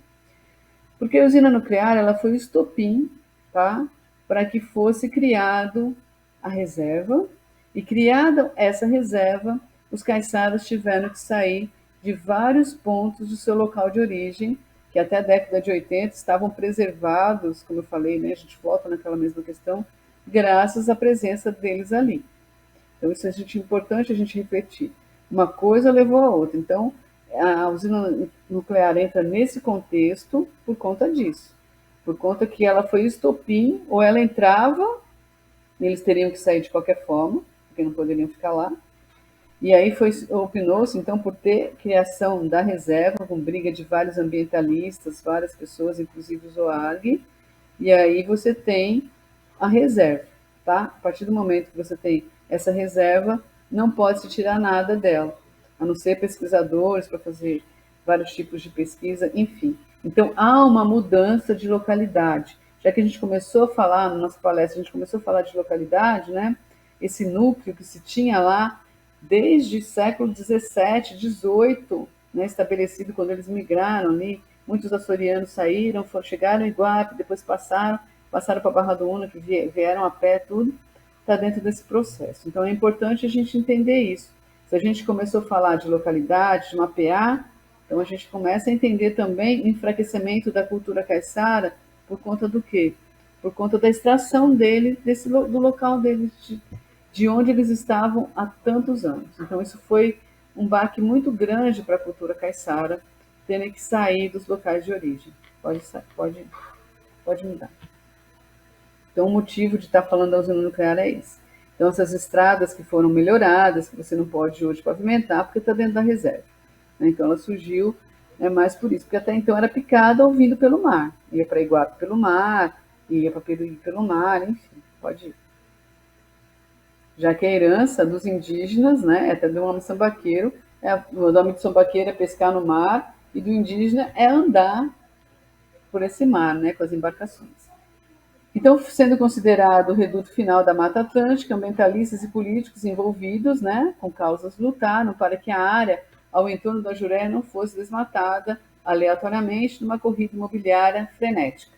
Então, esse era o resultado se fosse a usina nuclear, tá? Então, o que eles usavam como argumento foi isso, tá? Mas, por outro lado, foi a saída dos caiçaras, como eu disse. Pode mudar?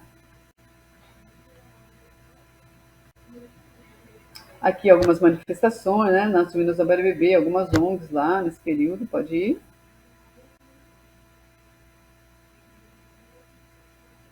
Aqui a gente tem o Zoarg, né, numa foto da região, pode ir.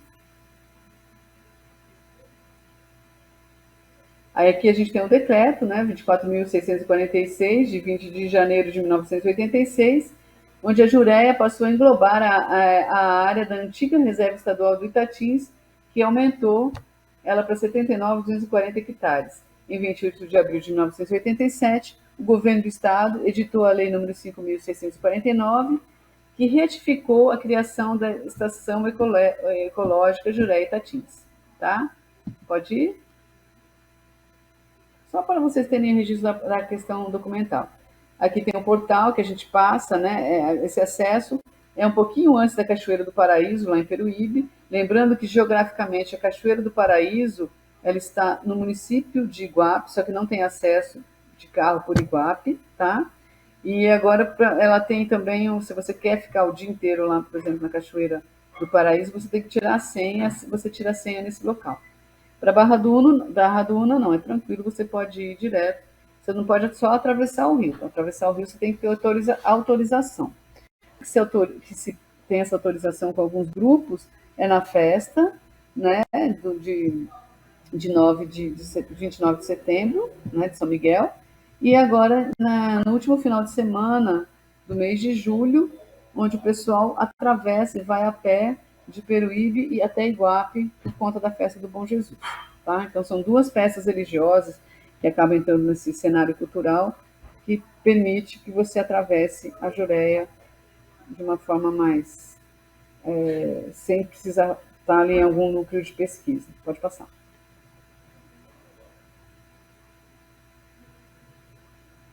Então, a diferença de parque, né? Que é uma unidade de conservação, de proteção integral da natureza, que a visitação aberta monitora ou não. E a reserva é uma área de preservação ambiental permanente, conhecida como APP. Sua entrada é controlada e monitorada com intuito de pesquisas e estudos de produtos e da área. Pode passar? Pode ir? Aqui a gente tem o Parque Nacional Itatiaia. Por que aqui? Opa, passou rapidinho. Volta um pouquinho. O primeiro Parque Nacional do Brasil. Ele foi criado em 1937. Em 1937 foi um ano de muitas criações relacionadas à cultura, né? Que foi criado o SPAM, que foi criada essa ideia de patrimônio, né? Mário de Andrade, tão envolvido com essas questões de patrimônio. Importante falar, né? Que inclusive aqui o painel cultural frisa bem a semana de 22, né? A importância de Itanhaém, vários modernistas vieram a Itanhaém, inclusive Mário de Andrade. E aí ele foi um dos importantes dos criadores do SFAM. Na época era Serviço Patrimônio Histórico Artístico Nacional e depois o IFAM. Inclusive ele veio a Itanhaém com esse olhar, né, para ter essa percepção.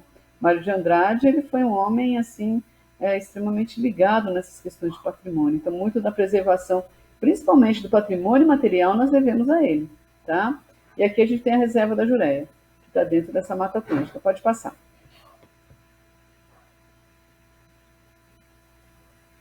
Então, na estação ecológica, né, seu principal objetivo é a preservação integral da natureza, dos seus diversos segmentos na fauna e na flora, aberta somente para pesquisadores de várias áreas. Então, só essas duas questões já falam, não pode ter caiçara aqui. E foi um choque a saída dos caiçaras, foi um choque muito grande, não só para eles, pessoa mesmo, nessa questão de a terra do meu pai, que foi deixada, essa questão de herança, como para a cultura de uma forma geral, tá? No caso da Jureia, há estudos nas áreas biológicas em geral, além das áreas humanas, com o principal objetivo de estudar a cultura sambaqueira e a cultura caiçara. é interessante, né? A Unesp, a USP, a Unicamp, elas têm trabalho direto. Quem foi a sede lá em Peruíbe, da Jureia, que fica na subida para o Guaraú, eles têm uma biblioteca com várias teses, várias dissertações, tudo aqui da região, muito importante, é um núcleo de estudo bastante rico. Pode passar? Aqui a gente tem a Associação Jovens da Jureia. A maioria dessas pessoas eram pessoas que moravam dentro da área de preservação, tá? Então foi um choque muito grande, porque alguns grupos foram morar na periferia de Peruíbe, outros grupos foram morar no bairro próximo, mas já da área da Jureia, mas só que lá do lado de Iguape, que é o Barra do Ribeiro. E na Barra do Ribeiro eles construíram lá a Associação Jovens da Jureia. Eles são de resistência mesmo, de uma consciência caiçara muito forte, não só cultural, mas também política, tá? Não só de herança, mas também de direitos. Pode passar?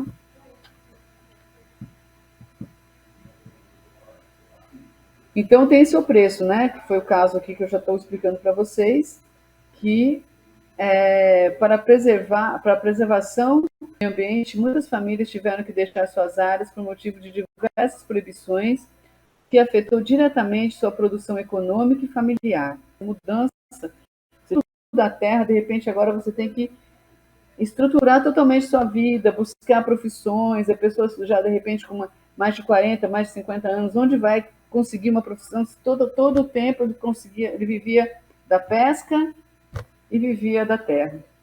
Então há uma transformação, um choque cultural, um choque emocional muito, muito forte.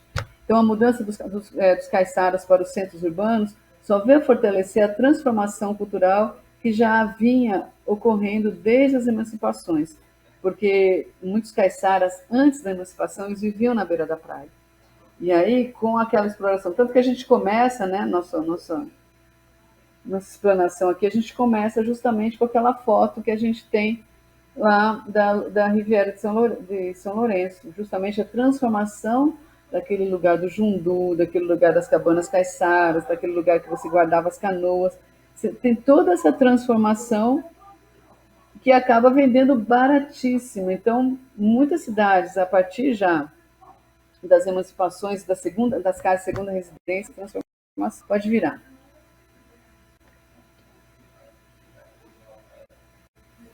Então, aqui o programa. Então, a melhor coisa que a gente tem que fazer hoje, né, que a gente já tem consciência de mais de 40 anos dessa mudança que foi na década de 80, e ainda tentar ter o progresso, mas ter o progresso com a preservação. Né? Você tem que casar essas duas coisas. Pode ir.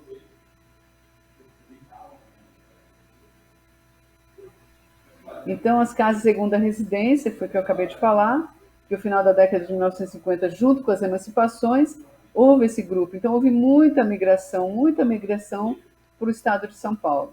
Tá? Pode ir. De várias regiões do país, principalmente do Nordeste. Pode ir.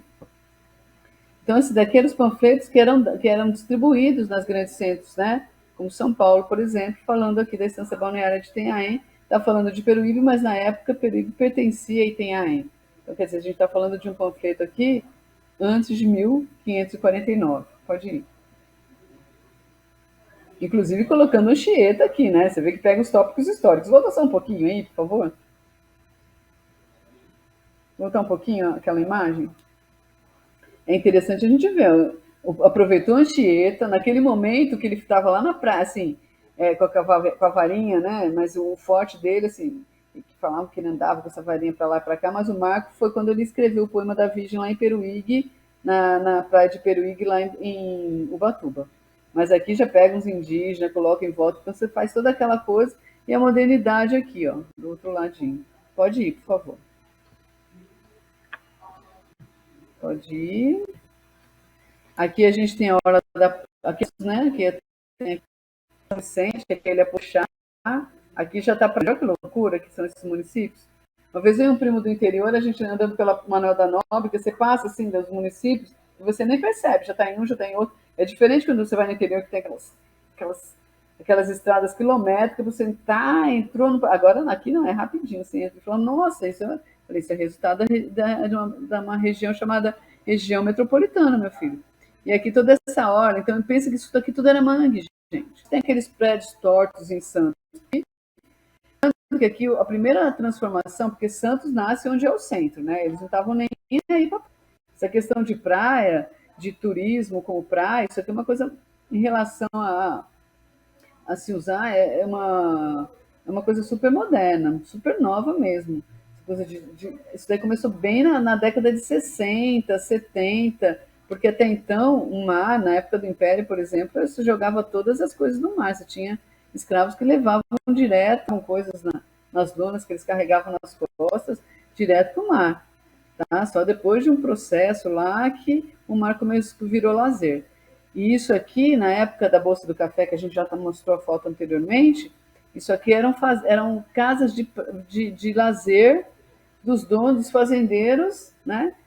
Donos dos cafezais lá do interior que vinham passar aqui. Tem um livro chamado Os Meus Romanos, que conta, é um diário de uma professora alemã, e ela conta, né, ela é uma professora particular alemã que trabalhou para alguns fazendeiros educando seus filhos. E ela conta no seu diário tanto o cotidiano das fazendas, como em São Paulo, ali na Avenida Paulista, e como aqui em Santos, elas vivendo eles não iam na praia, eles só ficavam aqui por causa do ar mesmo, né? E aí eles contam desse lazer que eles tinham aqui. Pode virar, pode ir. Esse livro é bastante interessante, chama Os Meus Romanos. Nessa ocasião, municípios como Praia Grande, Mongaguá, Itanhaém e Peruíbe vão se delimitando, né, a partir do momento das emancipações, porque já estava meio que estrangulado lá.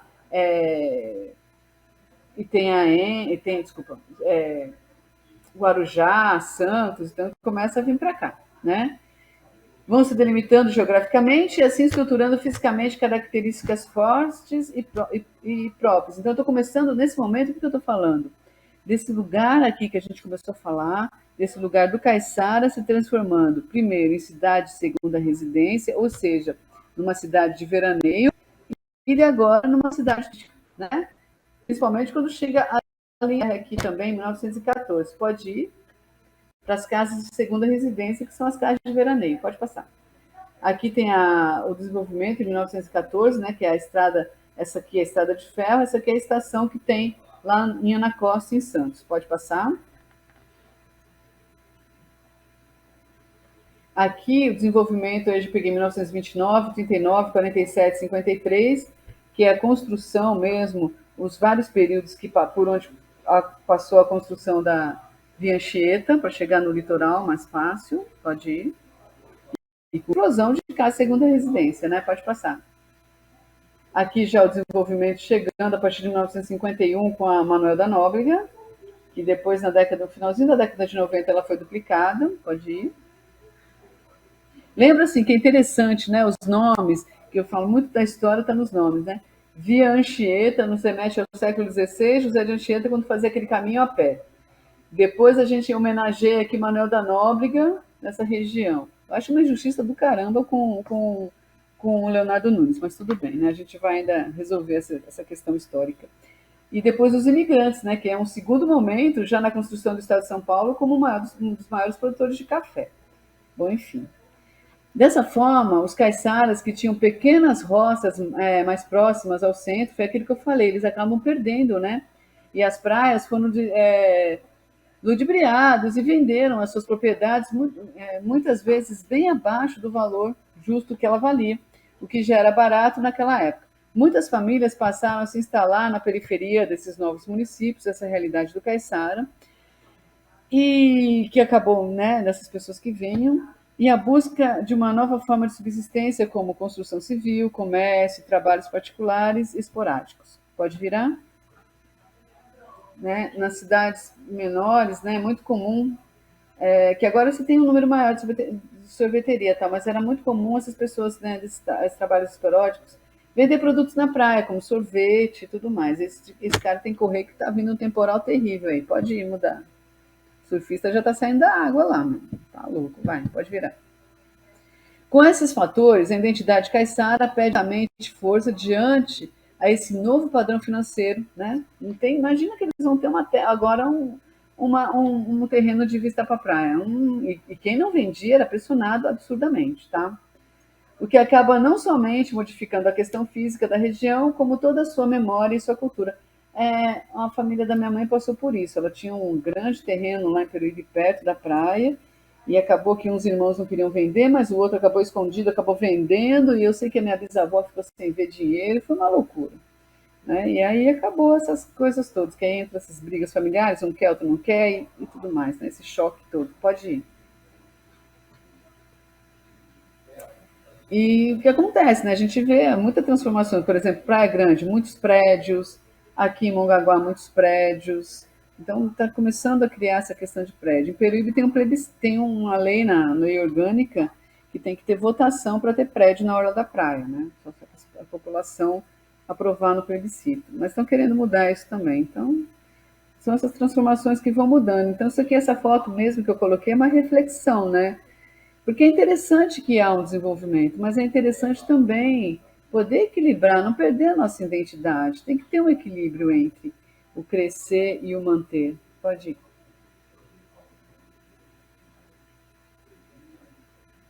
Então, assim, só a diferença, né, de que a gente tinha muito veranista.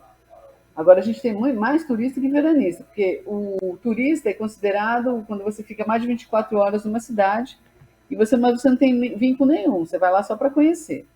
E o veranista, ele já tem um vínculo, né? Ele tem uma casa lá, ele mantém, então ele paga impostos, o relacionamento dele é muito mais forte. É o lance da casa da segunda residência, foi quando veio um monte de imigrantes para cá também, e aí acabou juntando, e os caiçaras terem que sair. Então, toda essa transformação que acabou acontecendo no local. Foi o nosso primeiro tema que a gente conseguiu discutir isso. Pode ir? Pode passar, pessoal. Aqui só para ilustrar o turista e o veranista. E é interessante assim, né, que antes o veranista trazia tudo de São Paulo, que era mais barato, não sei o quê. Mas hoje em dia a gente tem uma mistura de veranista e turista muito grande, mas a gente tem muito mais turista que veranista, que acabam indo no supermercado, acabam indo no nosso comércio, que é bastante interessante também. Pode ir. Aqui é só para a gente entender, né? O patrimônio caiçara, ele é dividido em material e imaterial. O material que move são as canoas, a rede, o pilão, a gamela, a viola, a rabeca. E o material são as danças, as comidas, os falares, as cantigas, as festas, as orações. Os falares, a gente tem vários dicionários caiçaras. Isso é muito importante, tanto no litoral norte, como no litoral central e no litoral sul. Pode ir. Inclusive, a gente tem uma autora de um dicionário caiçara aqui esqueci o nome agora, que é da Teté. Aqui o patrimônio, né, material, construção da canoa, que tinha todo um ritual, tem toda uma situação de lua, de árvore certa, de tamanho. Então tem pessoas que só com uma varinha ela consegue fazer todas essas percepções. Pode ir?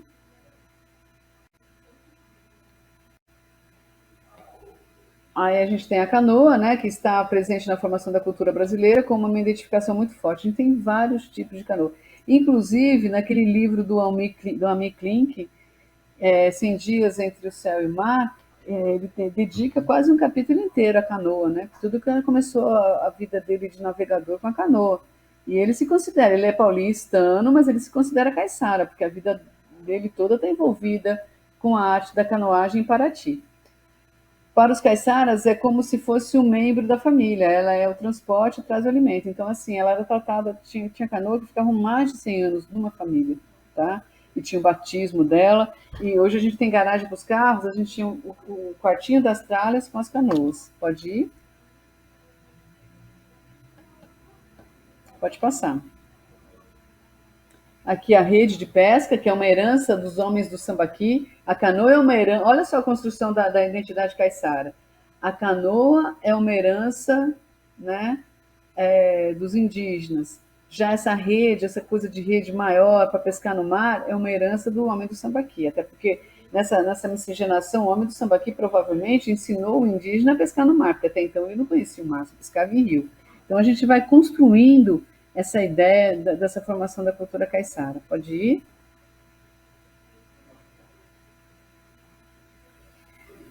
Aí falando das redes, né, artesanalmente, no cotidiano caiçara, como grande aliada de sua economia sustentável. Pode ir. Aqui a gente tem o pilão, como eu falei, muito presente na festa do divino, até já expliquei porquê, né, nessa questão herança, pode ir, que ele provavelmente está muito inserido também na cultura indígena e africana, que se soca o arroz, né? É um instrumento utilitário e primitivo usado em diversas culturas, como a africana e a indígena. Sua influência na cultura caiçara foi muito forte devido à forma de subsistência. Pode ir.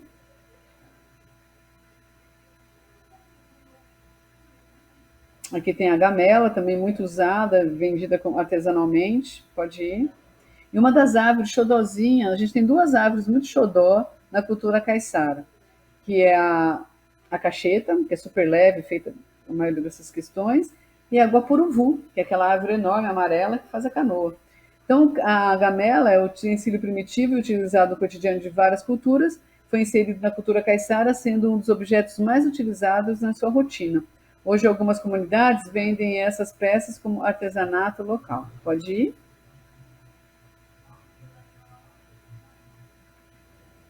Aqui a gente tem a viola, né? Tem algumas formas de fazer a viola. A gente tem os luthiers, assim. Tem o Cleiton, que é justamente dos Jovens da Juré, que morava em Peruíbe, agora mora em Iguape, e que ele é um luthier de mão cheia. Então, ele faz a caiçara, a viola iguapiana, a rabeca, ela tem todo um estilo de fazer peça por peça. Já aqui, provavelmente, essa aqui, que está até no molde aqui, ó, ela vai ser cavada, né? Como algumas rabecas. Pode ir. Eles cavam, né? Com alguns instrumentos que eles têm específico para isso.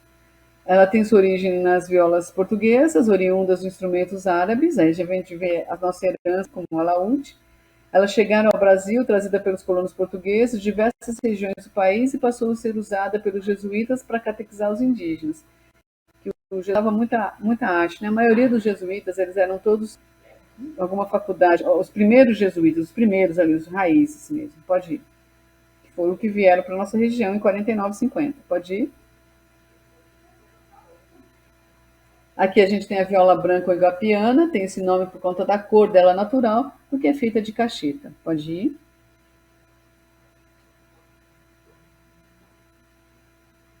Pode passar. Mais tarde, os primeiros caboclos começaram a construir violas com uma maneira toscas, né, da terra. A gente tem várias, viola de coxo lá em Mato Grosso, tudo mais. Pode passar.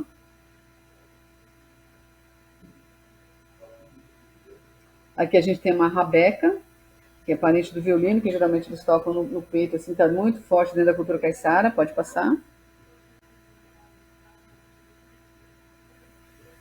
Aqui a gente tem um grupo, né, de mistura de tambor também, da cultura caiçara. Pode passar.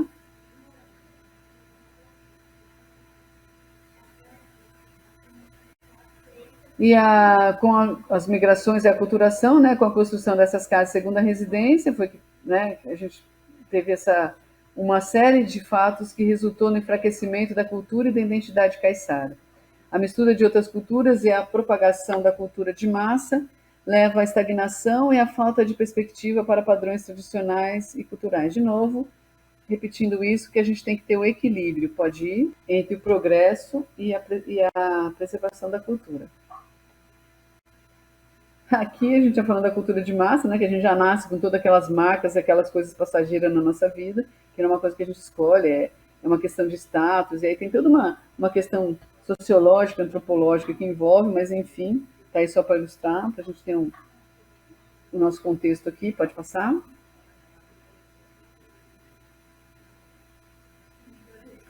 Então, também leva a chegada de pessoas de outras regiões do país para trabalhar na construção civil, isso leva ao enfraquecimento, a saída do caiçara de suas terras de trabalho, diferenciado dos seus costumes, casamentos que resultou em filhos que não quiseram dar continuidade à preservação da cultura familiar. Por isso que é importante, de novo eu falo, de nas escolas ter a questão da educação patrimonial, porque aí você faz essa criança a entender a importância da cultura dos seus pais. Não que ela tenha que mudar os planos dela, mas que ela vá para os planos, mas entendendo que tem aquela raiz, que tem aquela identidade. Um novo processo de aculturação religiosa também, né? Que a gente teve aquele primeiro jesuítas modificando toda uma ideia dos indígenas, e agora a gente tem outro segmento mais pentecostal, né? Pentecostal, modificando um pouco a questão das manifestações culturais, né? Mistura um pouco. E aí muitas pessoas também que se converteram nessas religiões deixaram de praticar a cultura caiçara. Pode passar?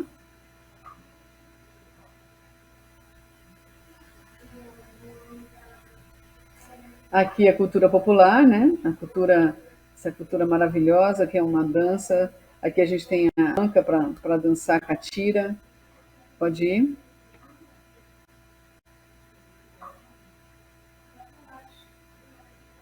Então, as possibilidades de se manter isso, né? Além da educação patrimonial, fortalecer por meio de organizações culturais e governamentais a importância da cultura caiçara na formação da identidade brasileira, mobilizar aprendizado dessa cultura nos currículos escolares, tá? Desenvolvimento de projetos para essa divulgação. Pode passar. E ter orgulho, né, de se sentir caiçara, entender. Mas para a gente entender, precisa muito trabalhar essa educação patrimonial. Hoje, os dados sobre o litoral, né, uma população de 2018, porque desde então depois a gente não teve mais censo, né, por alguns motivos. A cidade mais populosa é Santos, com 432 mil, e tem um número 9 ali a mais, gente, desculpa. Aí a gente tem São Vicente, 363 mil. Ixi, pegou, quando eu fui separar, eu separei aqui, pessoal, desculpa.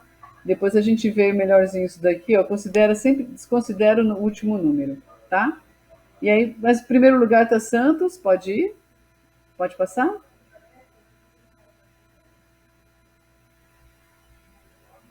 E a última aqui é Ilha Comprida, que é a mais novinha, com 10.656 habitantes.